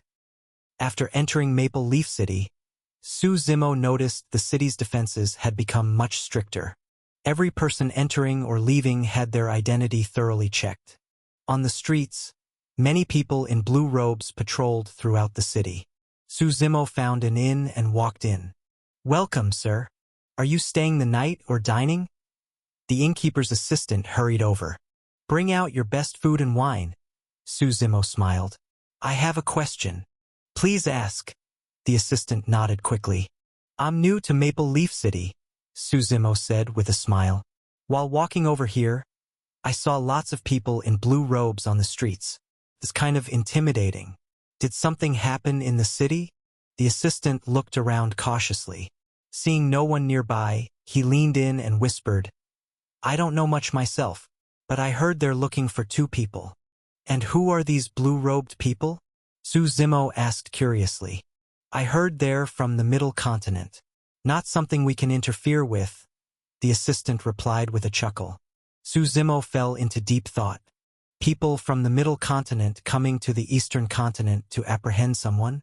It wasn't hard for him to connect this to Yao Shengnan and Little Gue. After dinner, Su Zimo returned to his room and had Paimon start searching for signs of Little Gue and Yao Shengnan. He sat cross-legged on the bed, letting his consciousness enter the god world. This land was vast and empty, seemingly lifeless. Only chaos patrolled the world, watching over the gestation of the 9 god beasts' bloodlines, hoping for the day they would be reborn. Compared to the slow gestation of the 9 beasts, the only tree on the continent, the dragon tree, was growing rapidly. It absorbed the world's life energy and had now grown into a towering tree. Its branches were lush and vast, extending into the void. The thick, green leaves densely covered the massive tree. On it hung nearly 100 glowing fruits, glistening and translucent. Inside each fruit, dragon-shaped shadows faintly appeared, incredibly lifelike. Spring had come, and the breeze blew in from 10,000 miles away. It lifted the dust, then let it fall again. Within the spring breeze, The faint sound of dragon roars echoed from the tree. Su Zimo observed, while the god beasts would take more time to be reborn, the dragon tree looked like it would bear fruit soon. After cultivating in the true fate world for a night, Su Zimo began considering the Empyrean Meridian realm. The appearance of one's true fate marked entry into the Imperial Meridian realm. In contrast, the defining trait of the Empyrean Meridian realm was the manifestation of one's soul, a complete god soul of their own. By the next morning, Paimon had returned. Well? Su Zimo asked. Absolutely no sign. Paimon shook his head. Even you couldn't find them? Su Zimo asked in surprise. They're either hiding in a very special place, or they've already left Maple Leaf City. Su Zimo thought for a moment and then pulled out a life leaf he had obtained earlier from his storage ring. What do you want, kid? The Leaf of Life asked warily. Do you want your freedom? Su Zimo smiled. I do, but I'm a leaf with principles. I would never sell my body. The life leaf quickly replied. I don't want your body, Su Zimo said, exasperated. I want you to sense whether the mother leaf of the Tree of Life is nearby. You mean that leaf from the celestial race? The life leaf asked. You've seen it. Back when I was still part of the Tree of Life, someone from the celestial race brought the mother leaf to visit. Of course I remember, replied the life leaf. That mother leaf is also the only way to connect with the Tree of Life. Then hurry up and see if it's nearby, Su Zimo urged. Chapter 254, Tree of Life as True Fate? Then let's agree first, if I find the mother leaf, you'll let me go. The Leaf of Life quickly said. All right. Su Zimo nodded. Really? You're not lying to me? The Leaf of Life asked, testing him. Do I look like a liar? Yes, you do. Sigh, fine. I'll search, but don't drop your pants out of nowhere. After a long moment of sensing, the Leaf of Life finally said, There really is a strong aura of the mother leaf here, but the trail seems to vanish halfway through. Where did it disappear? Take me there, Su Zimo said urgently. Under the Leaf of Life's guidance, Su Zimo arrived at a secluded courtyard. At the moment, the courtyard was completely surrounded by blue-robed people, not allowing anyone near. Who goes there? Just as Su Zimo approached, a few blue-robed men stopped him. This is my home. Can't I return to my own house? Su Zimo said with a smile. The blue-robed guard frowned slightly and signaled to the others. Take him down. Instantly, several of them unleashed their auras. All were at the Paragon Meridian realm.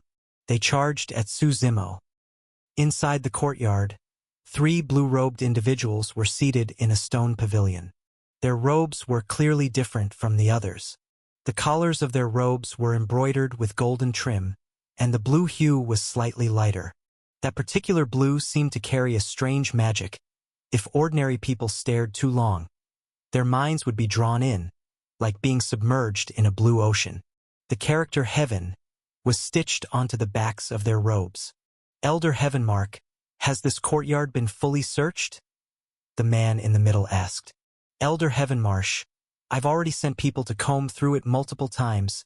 No trace of them, said the man named Heavenmark, shaking his head. Where could they be hiding? Elder Heavenmarsh frowned slightly, deep in thought. The one seated to the right, Elder Heaven Clarity, the only woman among the 3, said, Could they have escaped already? Impossible.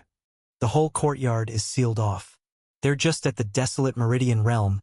How could they escape right under our noses? Elder Heavenmarsh shook his head. There must be something we overlooked. As the 3 conversed, a sudden commotion came from outside. What's going on? Elder Heavenmark frowned and was about to head out. Boom! The front gate of the courtyard was smashed open, and several blue-robed men were sent flying in. At that moment, all eyes turned toward the entrance. Su Zimo clapped the dust off his hands and walked in with a smile. Who are you? Elder Heavenmark asked with a frown. I should be the one asking, who are you? Su Zimo replied. Elder Heavenmark snorted coldly, unleashing a powerful Imperial Meridian aura, and reached out to grab Su Zimo. You think too highly of yourself? Su Zimo chuckled. With a wave of his right hand, the power of creation surged forward. A sweeping tide of spirit force pressed down on Elder Heaven Mark. Before he could even react, an overwhelming force crashed into him and exploded, sending him flying. Elder Heaven Mark! Elder Heaven Clarity cried out in alarm. She stared at Su Zimo in shock. Not even one move? She and Heaven Mark were both Imperial Meridian cultivators.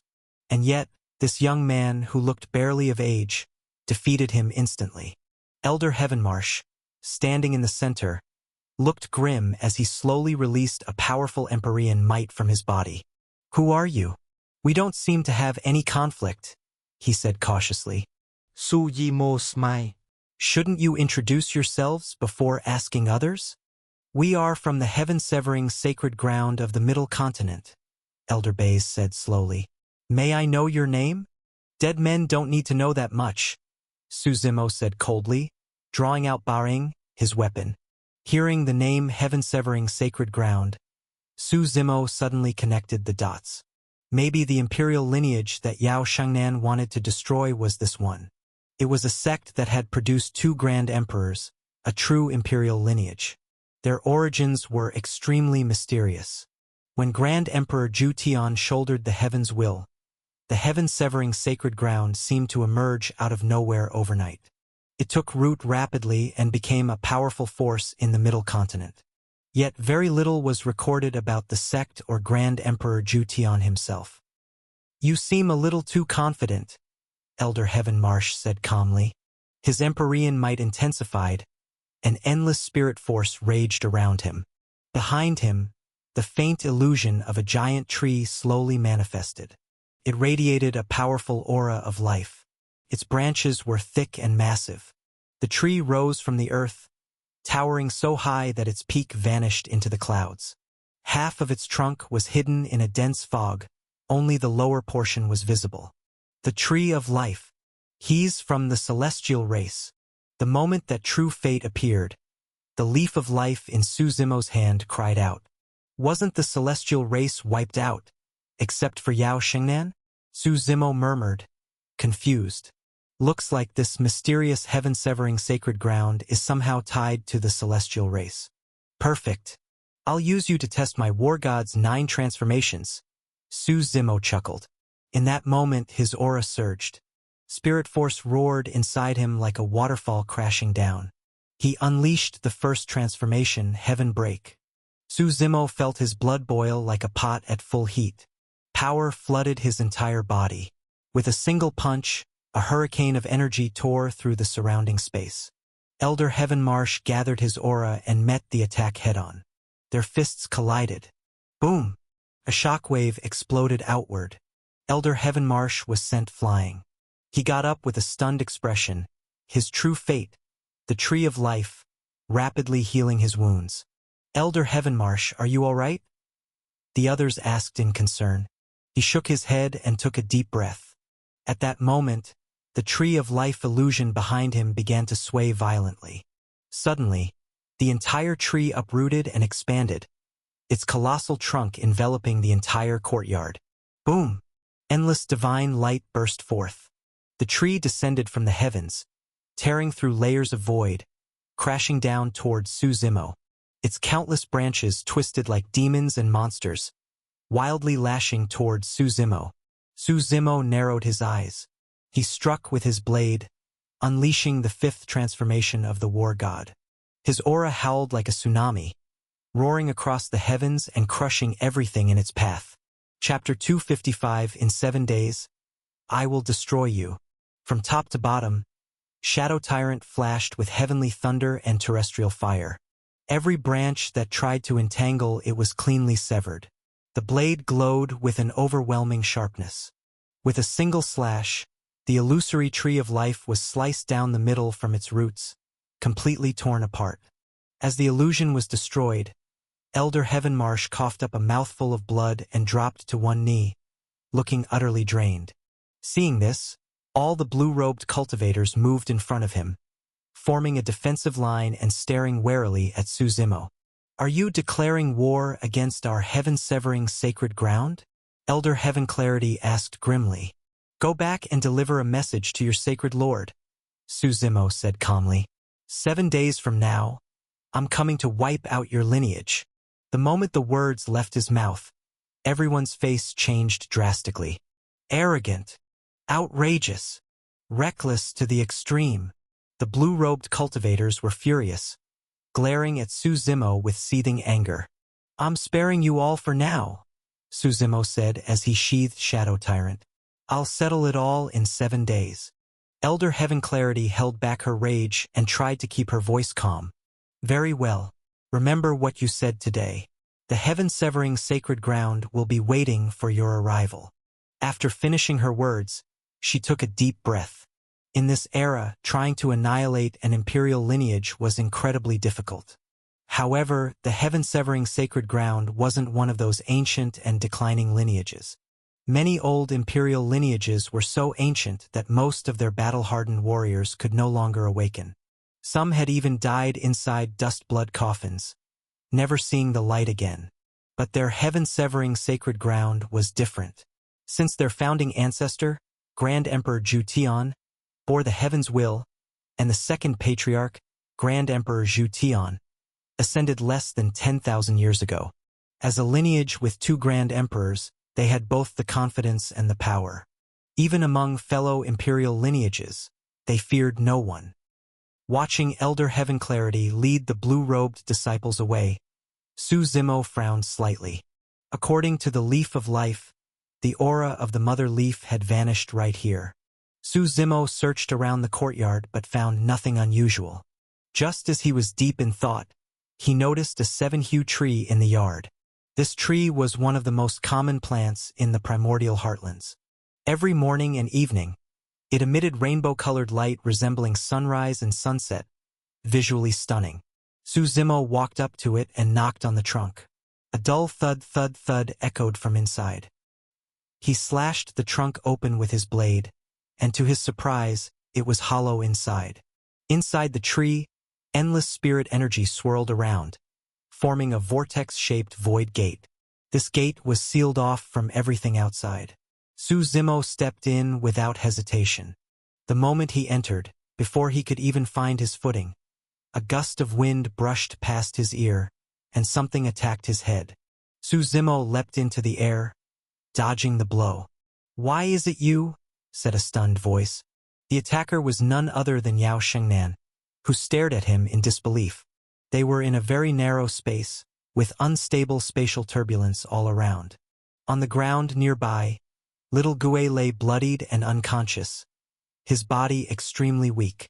"What happened?" Su Zimo asked as he stepped forward. "He was hit while saving me," Yao Shengnan said urgently.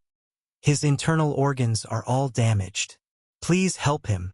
Su Zimo approached little Gue, who was barely breathing and already unconscious. He took out a pill from his storage ring and fed it to him. "There's too little spirit force here. We need to get out first." Su Zimo carried little Gue out into the courtyard. As the pill took effect, the surrounding spirit force gathered and poured into little Gue's body, healing his injuries. "Lend a hand, would you?" Su Zimo said to the Leaf of Life. The Leaf of Life hesitated, but eventually released soft green energy that flowed into little Gue. "What about the mother leaf you promised?" Su Zimo turned to Yao Shengnan. She took a deep breath and cautiously handed him a leaf. Softly, she said, "Every time this mother leaf is used to teleport to the Tree of Life, it consumes a massive amount of energy. That's why it's usually dormant. Once you fulfill your promise to me, I'll teach you how to use it." Su Zimo took the mother leaf and stored it away. He also casually stored the Leaf of Life again. "Hey, didn't you say you'd let me go once we found the mother?" Before the Leaf of Life could finish, Su Zimo sealed it back into his ring. "It seemed like it had something to say," Yao Shengnan said cautiously. "Oh? I didn't hear anything," Su Zimo replied with a shake of his head. "Now then, how about you tell me the truth? What's the connection between your celestial race and the heaven-severing sacred ground?" Yao Shengnan was silent for a while, then finally spoke. "A long time ago, the heaven-severing sacred ground was founded by members of the celestial race. You already know the cruel reproductive rules of our clan, right? Su Zimo nodded. The parents must die when giving birth to 2 children, always 1 male and 1 female. That's why your race could never grow large, right? Every child born comes at the cost of both parents, Yao Xingnan said softly. So within the celestial race, some sought to break this curse of fate, since reproduction always brought death. What if celestial race members bred with humans instead? With that idea in mind, many secretly began such experiments.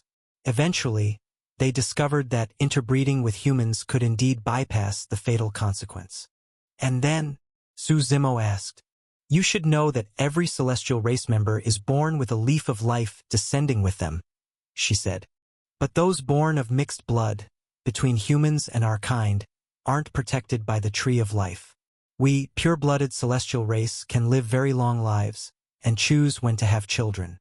But those with human blood have extremely short lifespans. So they wanted to steal your life leaves?" Su Zimo guessed. "Exactly. Long ago, whether it was Grand Emperor Zhu Tian or Grand Emperor Zhu Tian, they still held ties to the celestial race. They forbade any action against us," Yao Xingnan said. "But the current sacred lord of heaven-severing sacred ground is an extremist. He wants to take our life leaves by force. When our race's leader refused, he even ordered his disciples to exterminate our people." Chapter 256, Myriad Formation City. Annihilate the race? Su Zimo frowned slightly. "Their original intent was to enslave us," Yao Xingnan said through gritted teeth. "But how could we, the celestial race, ever let that happen? Even if we must fight to the last breath, we will never submit." "So they wiped out your race?" Su Zimo shook his head. "You were still a major bloodline. I'm surprised an imperial lineage could destroy you so easily. Our celestial race has always lived apart from the world, untouched by worldly conflict," Yao Xingnan said calmly. "Heaven-severing sacred ground, led by 2 generations of emperors, is quite powerful, even among imperial lineages. They were far beyond what we could resist." At that moment, little Gue beside them slowly regained consciousness. His injuries had mostly healed, though his body was still weak. "Senior brother," little Gue called out weakly. "You're all right. Stay here in Maple Leaf City and recover. Let Yao Xingnan take care of you." Su Zimo narrowed his eyes and said coldly, "I'm going to pay the heaven-severing sacred ground a visit. What about those disciples from heaven-severing sacred ground who were outside?" Yao Xingnan asked curiously. "Don't worry. They won't be coming back," Su Zimo replied. That night, Su Zimo rested in Maple Leaf City. Early the next morning, he departed, heading west toward Myriad Formation City. As the Mo Imperial clan's stronghold, Myriad Formation City had a prominent reputation in the Eastern Continent's core region. Heaven-severing sacred ground resided in the Middle Continent.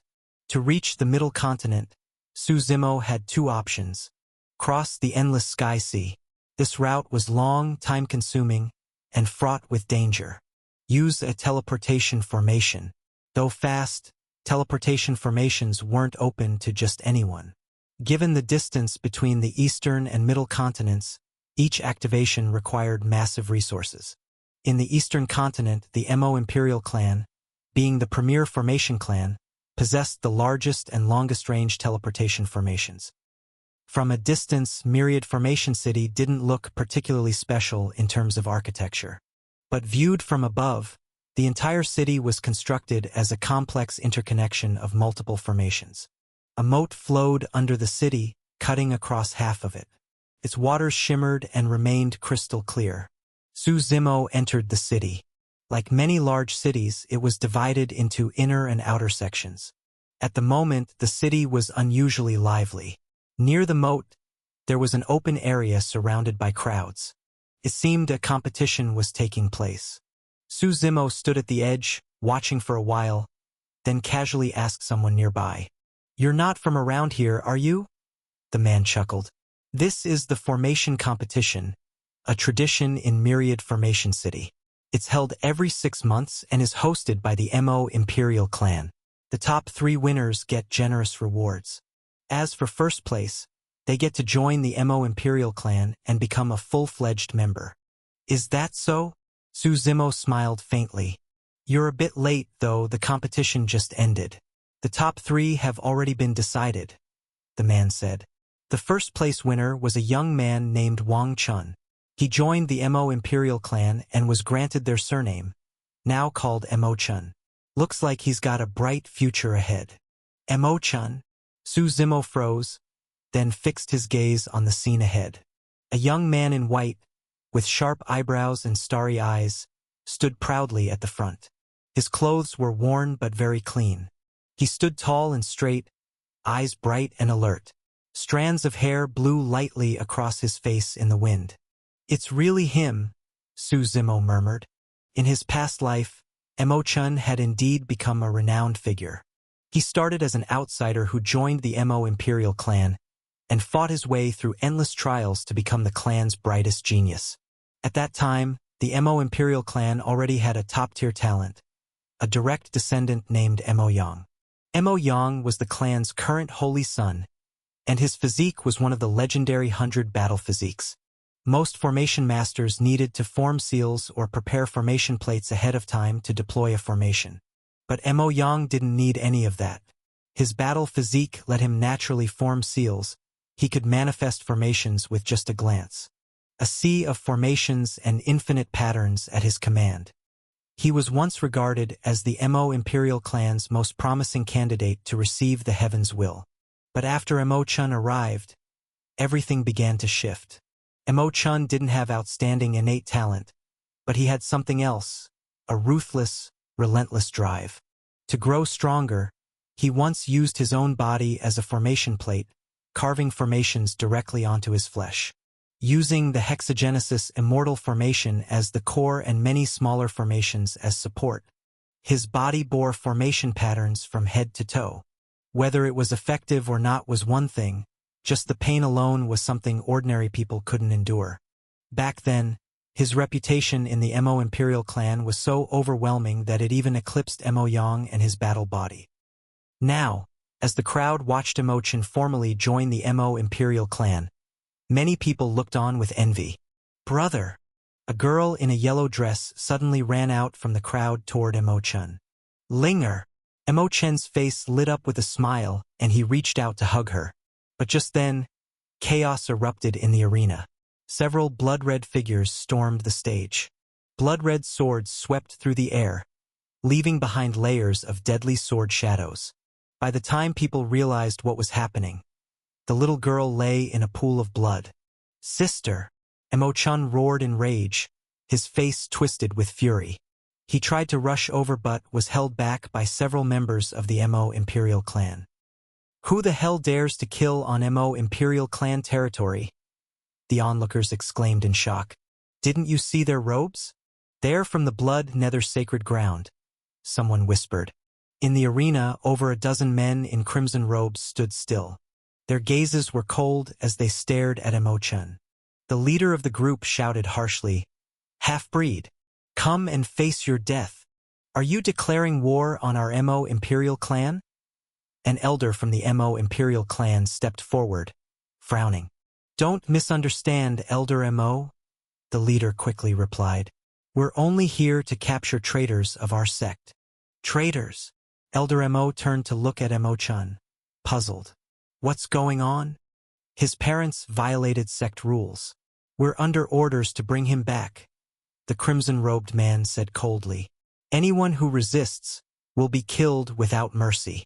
There was a cold, murderous intent behind his words. You colluded with a corrupt elder to kill my parents, and now you slander them? Mo Chun shouted in fury. Chapter 257, Conflict at Missouri Estate. Mo Chun immediately turned to the elder nearby, pleading, "Elder Mo, please help me. This is an internal affair of the Blood Nether Sacred Ground. It's not really my place to intervene," Elder Mo said after a moment's thought. "I've already left the Blood Nether Sacred Ground. I'm now a disciple of the Mo Imperial clan," Mo Chun quickly explained. "According to the tournament rules, the first-place winner is allowed to join the Mo Imperial clan, right?" Upon hearing this, Elder Mo raised his head and glanced around. Nearly half the city's residents had gathered for this event. If this situation wasn't handled properly, it would surely stir up gossip and severely damage the Mo imperial clan's reputation. Seeing the scene unfold, Su Zimo suddenly shouted from the back of the crowd, "Let him stay!" After yelling, he stepped into the air and appeared on the other side of the crowd, shouting again, "These people killed a little girl. They clearly aren't good people. That's right. Our Mo imperial clan must not bow to such evil forces. Where is our dignity? We must resist to the end. Let him stay." With Su Zimo stoking the flames, the crowd in the arena began to shout in unison. The louder the voices grew, the more people were drawn in. Seeing the situation, Elder Mo finally turned to the man in blood-red robes and said, "Mo-chan has already joined the Mo imperial clan. I have the authority to protect his safety. I cannot allow you to take him away. This is a direct order from our sacred lord." The Blood Nether Sacred Ground disciple said coldly. "You're lying," Mo-chan shouted. "This whole thing was orchestrated by some colluding elders. The higher-ups of the sect know nothing about it. If this really is an order from your sacred lord, then take it up with the patriarch of our Mo imperial clan." Elder Mo replied calmly, "I'm simply doing my duty as an elder." The blood-robed man narrowed his eyes, and his aura surged. "What if we insist on killing him right here? You think this is just anywhere?" Elder Montag chuckled lightly. With a casual wave, hundreds of formation plates surrounded him. Each plate radiated different phenomena. Roaring rivers, searing flames like blades, thousands of sharp arrows suspended in the air. Their combined presence was immensely powerful. "I will report this matter to our sacred lord," the blood-robed man said grimly. "We're leaving," he growled before turning and walking away. Su Zimo didn't stay to watch what happened next. Smiling faintly, he walked toward the Mo imperial clan's residence. The Mo imperial clan lived in the inner city. 2 stone lions guarded the entrance to their estate. Though they appeared to be ordinary sculptures, formation runes were carved into them, making them look eerily lifelike. "Stop! Who are you?" As soon as Su Zimo approached the gate, both stone lions stood up and spoke. "I'm here to see your patriarch," Su Zimo said casually, studying the lions with interest. "The patriarch isn't someone just anyone can see." One lion snorted. "Get lost, or we'll arrest you for disturbing the residents. Watch your tone. Do you need me to teach you some manners?" Su Yimo Frau Wen. "You brat. Do you know where you are? Looks like you don't want to leave here alive." One of the lions snarled, lunging forward with a huge paw. Su Zimo scoffed. Spirit energy surged around his right fist, and with one powerful strike, boom! The stone lion shattered into dust, vanishing into the air. Seeing this, the other lion backed away several steps in a panic. You dare cause trouble at the Missouri estate," it stammered. As that lion disappeared, a formation linked to it also unraveled. Su Zimo examined it briefly. The lion wasn't powered by any advanced formation. It was actually being controlled remotely with nothing more than a voice transmission array inside. "What's going on here?" a voice called from nearby. A group of people approached in perfect formation, mostly guards and maidservants by their attire. Leading them was a young woman in a flowing green dress. Her lips were red, teeth white, long hair tied behind her head. Her slender figure was cinched with a jade-green ribbon at the waist. She radiated an aura of purity. "Second miss!" The remaining lion immediately knelt down when the woman arrived. "This man tried to force his way into the estate. We stopped him, and then he destroyed the other lion." The young woman turned and looked Su Zimo up and down, smiling softly. "Might I ask what business you have here, young master? You really believe what that lion said?" Su Zimo asked with a grin. She shook her head gently. Her voice was as clear and sweet as a lark's. "They're always arrogant. I'm sure you had some sort of argument." "You're quite perceptive," Su Zimo smiled. "I want to meet the head of your Mo imperial clan. Do you have any proof or token of identity? She asked pleasantly. My father doesn't meet with just anyone. I'm the holy son of the true martial sacred ground. If you tell him that, he'll want to see me, Su Zimo replied. True martial sacred ground? Everyone present gasped in surprise. A sect with 4 grand emperors, the name alone carried massive weight. Even among other imperial lineages, few dared act arrogant in its presence. So you're the current holy son of the sacred ground. The young woman smiled, bowing respectfully. I'm Monta Xinyi. Forgive my earlier rudeness. Su Zimo, he replied with a smile and a nod. In that case, young Master Su, please come with me. I'm sure my father would be eager to meet you, Emosini said. Just as the two were about to enter, another voice rang out. Hold it! Everyone turned their heads to see a man on a white horse stop in front of the estate. He wore a white robe and had handsome, chiseled features. His eyes sparkled with amusement, a true image of a graceful and refined nobleman. He dismounted and smiled at Emosini. Cousin Sini. Greetings, holy son, she replied with a polite smile. I've told you not to be so formal. Just call me Cousin Emo Yang. The man chuckled. Then his eyes shifted to Su Zimo, and his tone cooled. And who are you? He's the holy son of the true martial sacred ground. He wants to see the patriarch, Emosini quickly explained. Cousin Sini, the world is a dangerous place. You can't just bring anyone into our estate, Emo Yang said with a slight shake of his head. He turned to Su Zimo, eyes sharp.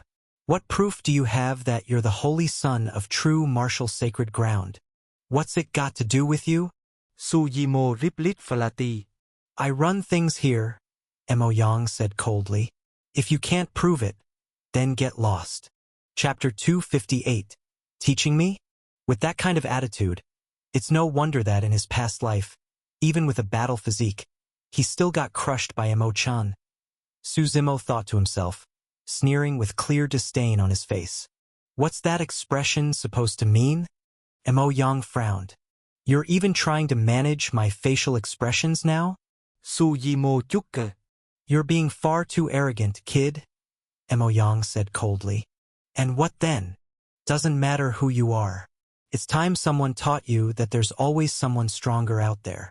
Mo Yang snorted. The aura of a peak Paragon Meridian Realm expert burst out from him. Dark light surged around him as spirit force condensed. With his myriad form illusory physique, Emo Yang didn't need to form any seals. In a mere instant, a level 5 formation appeared above his head. Holy Son, this is a misunderstanding. He's not lying. Emosini quickly tried to intervene. Sini, you might not know this, but people from the true martial sacred ground are currently guests of our Emo Imperial clan. Emo Yang snorted. If he were truly the Holy Son, how could he not know that?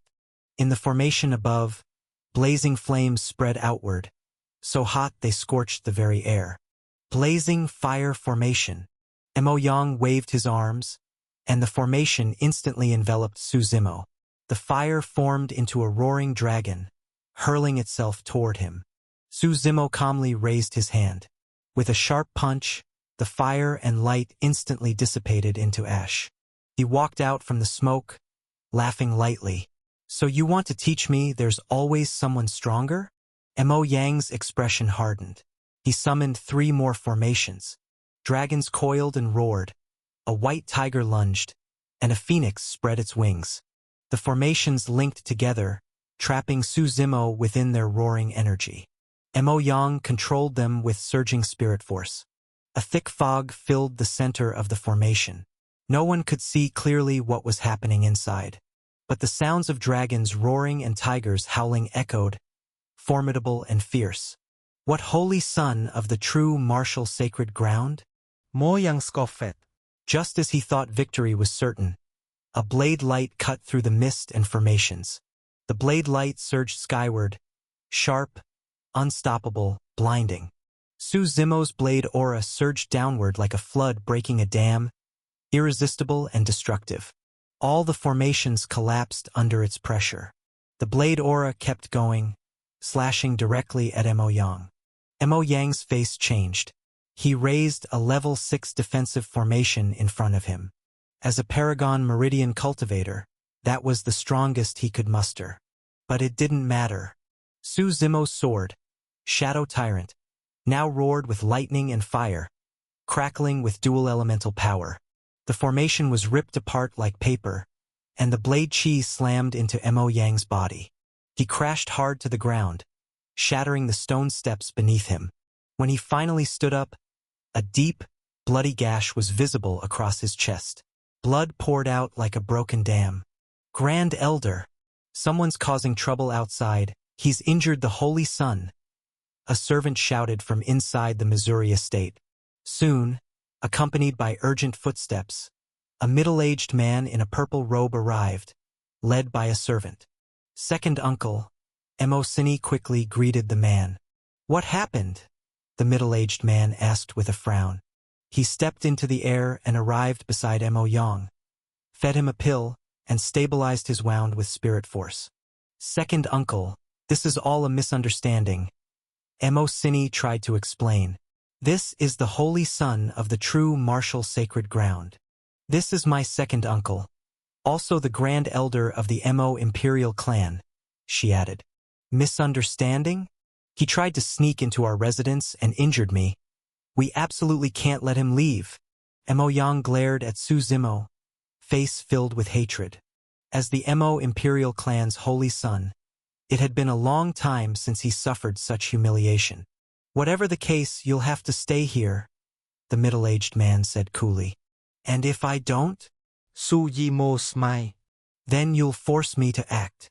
The Grand Elder snorted and struck with the aura of an Empyrean Meridian realm cultivator, throwing a palm at Su Zimo.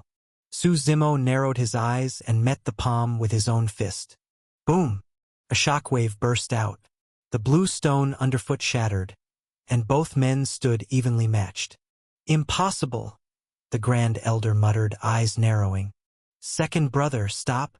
Just then, two more figures flew in from afar, stopping midair in front of the crowd. Patriarch!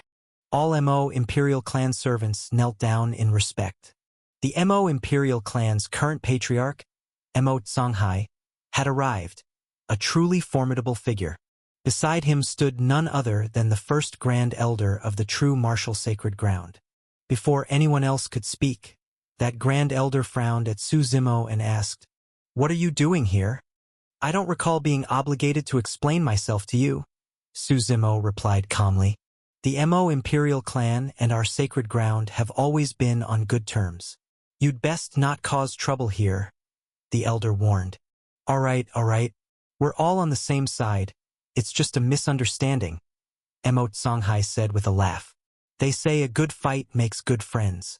Nephew Zimo, may I ask what brings you to my Mo Imperial clan?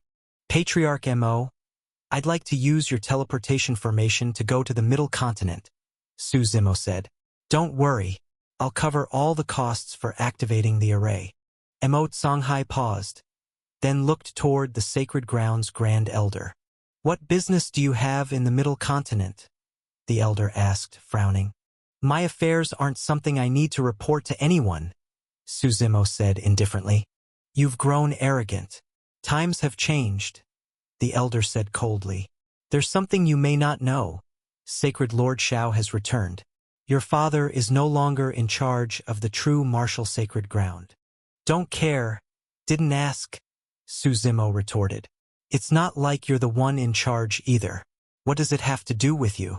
Besides, I've been out here this whole time. When have I ever relied on the lineage? Be careful how you conduct yourself, the elder said, clearly irritated. He turned away, unwilling to speak further. Mo Songhai observed Su Zimo carefully, then smiled and said, It's not that I'm unwilling, but teleporting to the Middle Continent is no small matter.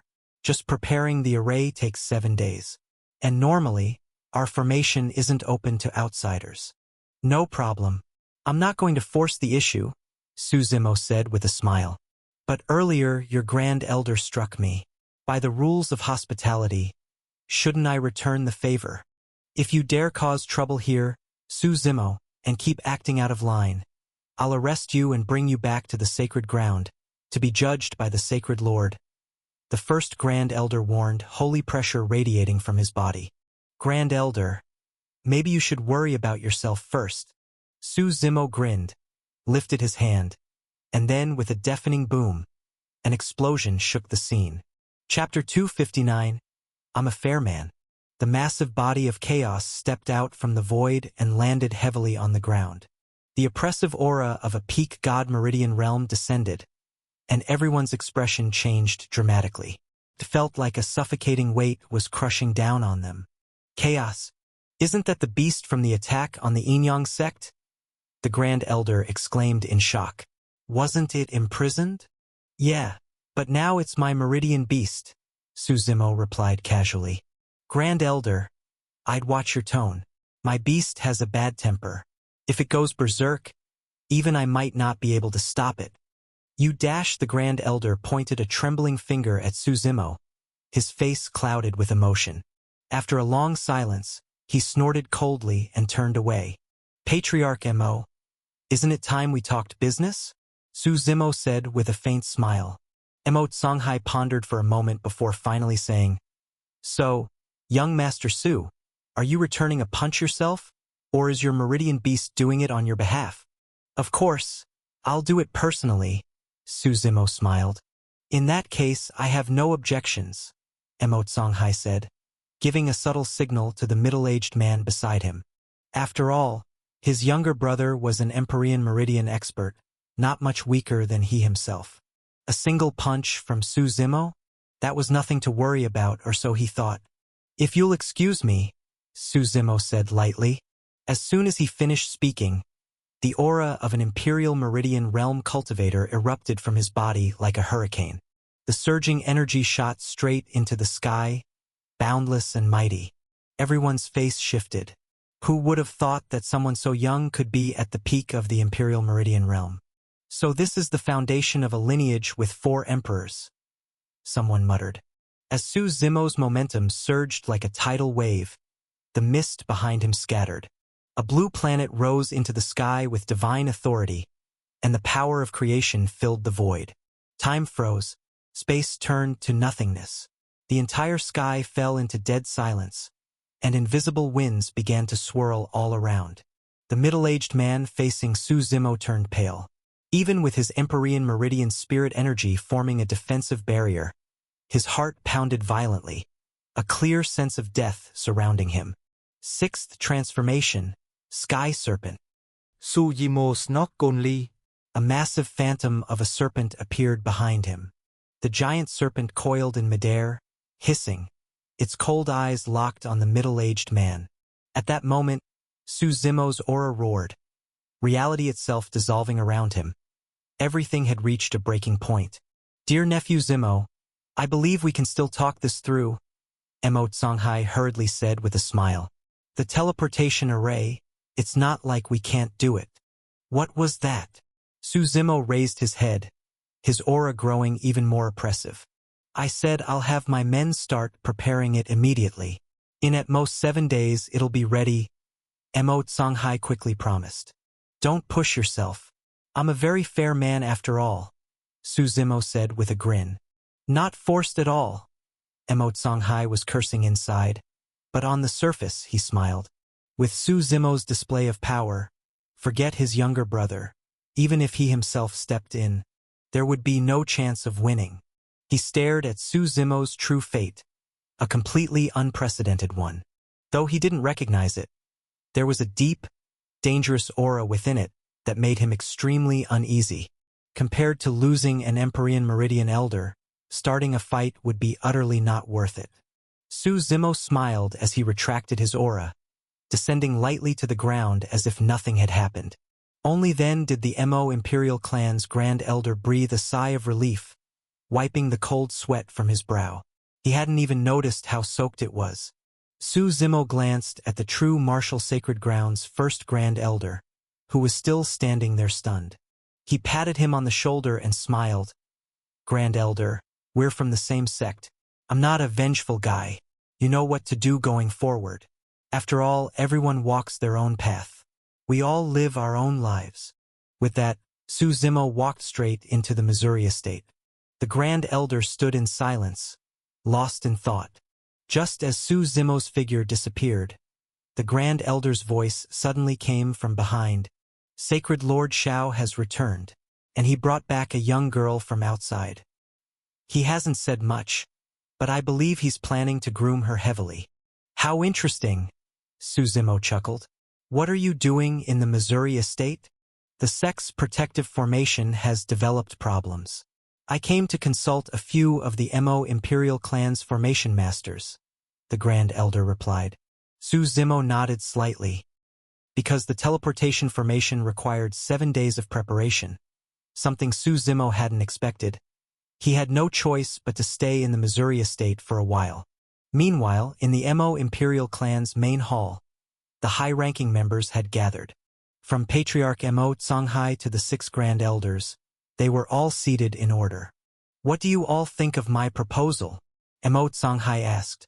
Su Zimo is worth investing in. I'm not opposed, one of the Grand Elders said. The question is, how do we invest in him? And how do we maximize the returns? I used to put all my hopes on Younger, Mo Songhai sighed. But today, the gap became painfully obvious. Across the eastern continent, I don't see anyone who can rival Su Zimo for now. If he one day bears the heaven's will, and we're on the same side, this could be the next great leap forward for the Mo Imperial Clan. The only issue is, he's the holy son of the true martial sacred ground. He lacks nothing in terms of resources. What do we have that would actually impress him? At this point, the room fell silent. It was a tricky situation indeed. What if we let Cinny try? One of the Grand Elders cautiously suggested. Second brother, what are you implying? Montag Kenghai fraunet. You know what I mean, the Grand Elder replied. I'm not saying it'll work, but I've got nothing else. A dark breeze rustled the delicate plants. Outside the pavilion, twilight deepened. Su Zimo lay alone on a lounge chair inside, relaxing and enjoying the evening wind. At that moment, footsteps echoed from the courtyard. Su Zimo lifted his head slightly to see Mo Cinny approaching gracefully. She was clearly dressed up. Her blue gown bloomed like a lotus across the ground. Her slender waist was accentuated by the tight-fitting fabric. Her long black hair flowed freely down her back, and black star-like earrings dangled from her ears. Her skin was fairer than snow, and she carried a faint scent of roses. Something you need, Miss Mo? Su Zimo asked curiously. Young Master Su, Mo Cinny greeted softly. May I sit down? Su Zimo nốt đét. He noticed her eyes were red, clearly from recent crying. What's wrong? He asked, puzzled. Chapter 260 Sky Whale Race. It's nothing. Mo Cinny gently shook her head and said, I've just been tossing and turning all night, unable to sleep. I wanted to chat with young Master Su. Sure. Su Zimo nodded. He glanced at Mo Cinny and asked, It's pretty cold tonight. Aren't you cold wearing just a skirt? A little? Mo Cinny bit her lip and nodded, hugging her thin frame tighter into her clothes. Really? Su Zimo chuckled and replied, Good thing I dressed warmly. I don't feel cold. Mo Cinny turned her head and looked seriously at Su Zimo. Shouldn't a guy offer his coat to a girl at times like this? Are you seriously a steel-hearted straight man? I said, I feel a little cold, Mo Cinny repeated. If you're cold, why not stay in your room? What are you doing out here? Serves you right, Su Zimo replied. You. Mo Cinny pointed at Su Zimo, fuming, but couldn't find the words to say. I actually understand what you're trying to do. Su Zimo shook his head slightly. But do you really think there's any possibility between us? Mo Cinny lowered her head, her eyes growing red. In the end, she said in a hurt voice, It's not like I wanted to base myself like this, but in a family like ours, we don't get to choose. If your family truly wants to make the Mo Imperial Clan great again, I can point you in the right direction, Su Zimo said. What? Mo Cinny quickly looked up. You have a boy in your family named Mo Chan. He could be the key to your clan's rise, Su Zimo said. As long as you don't stand against me. Hearing this, Emo Cine softly replied, Thank you. Su Zimo shook his head slightly and waved her off. Watching her walk away, he let out a light laugh. During the 7 days Su Zimo stayed at the Emo Imperial clan, nothing major happened. Some members tried to curry favor with him, but he didn't really respond. He had no deep resentment toward the Emo Imperial clan, but no fondness either. Just another passing scene in life. On the 8th day, Emo Songhai sent someone to fetch Su Zimo. The two arrived at a vast open space. In the center, a 5-pointed star formation glowed with a dark yellow light. The light shot skyward, and each rotation of the array caused the space around it to tremble. The booming sound was constant. Su Zimo, dear nephew, Emo Songhai explained, this teleportation array can't directly send you to the middle continent. Because the distance is too great, we have a transfer station in the middle of the endless sky sea. Once you're there, another teleportation array will take you straight to the middle continent. So complicated? Su Zimo asked. Isn't there a way to do it in one shot? Impossible. The spatial jump would be too vast and unstable. The formation simply wouldn't work, Mo Songhai replied, shaking his head. All right then, Su Zimo nodded. We'll activate the array from the outside. You stand in the center, Emo Songhai instructed. Once the space starts to fluctuate, try not to resist. I understand, Su Zimo replied. He stepped into the array, and the 5-pointed star lit up brightly. As the light swallowed everything, thunderous sounds rang out from all directions. Ripples spread through the space, which suddenly collapsed, and Su Zimo's figure vanished within it. It felt like a space voyage, surrounded by chaotic spatial turbulence. Su Zimo's body floated weightlessly, drifting along a preset path through the infinite void. He lost track of how long it lasted. What started as a novelty became monotonous. He didn't know how long he had slept, occasionally catching glimpses of strange objects drifting through the void, but they all passed by quickly. Finally, the space around him began to shift with increasing intensity. One day, Su Zimo felt as though his whole body was being swallowed. The weightless sensation vanished, and light returned to his vision.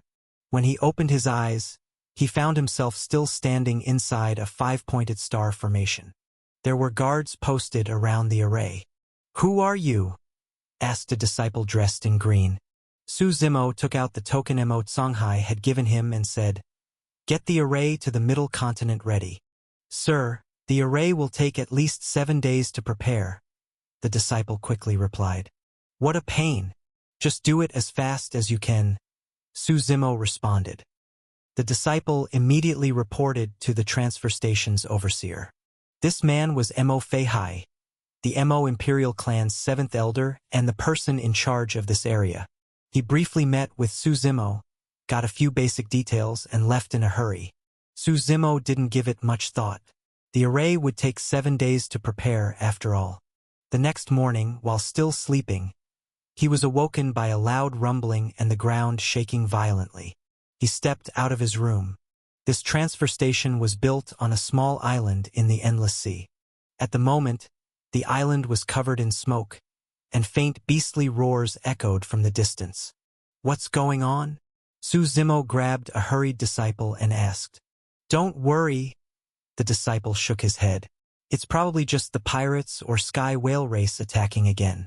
Happens a few times every month. They'll leave in a few days.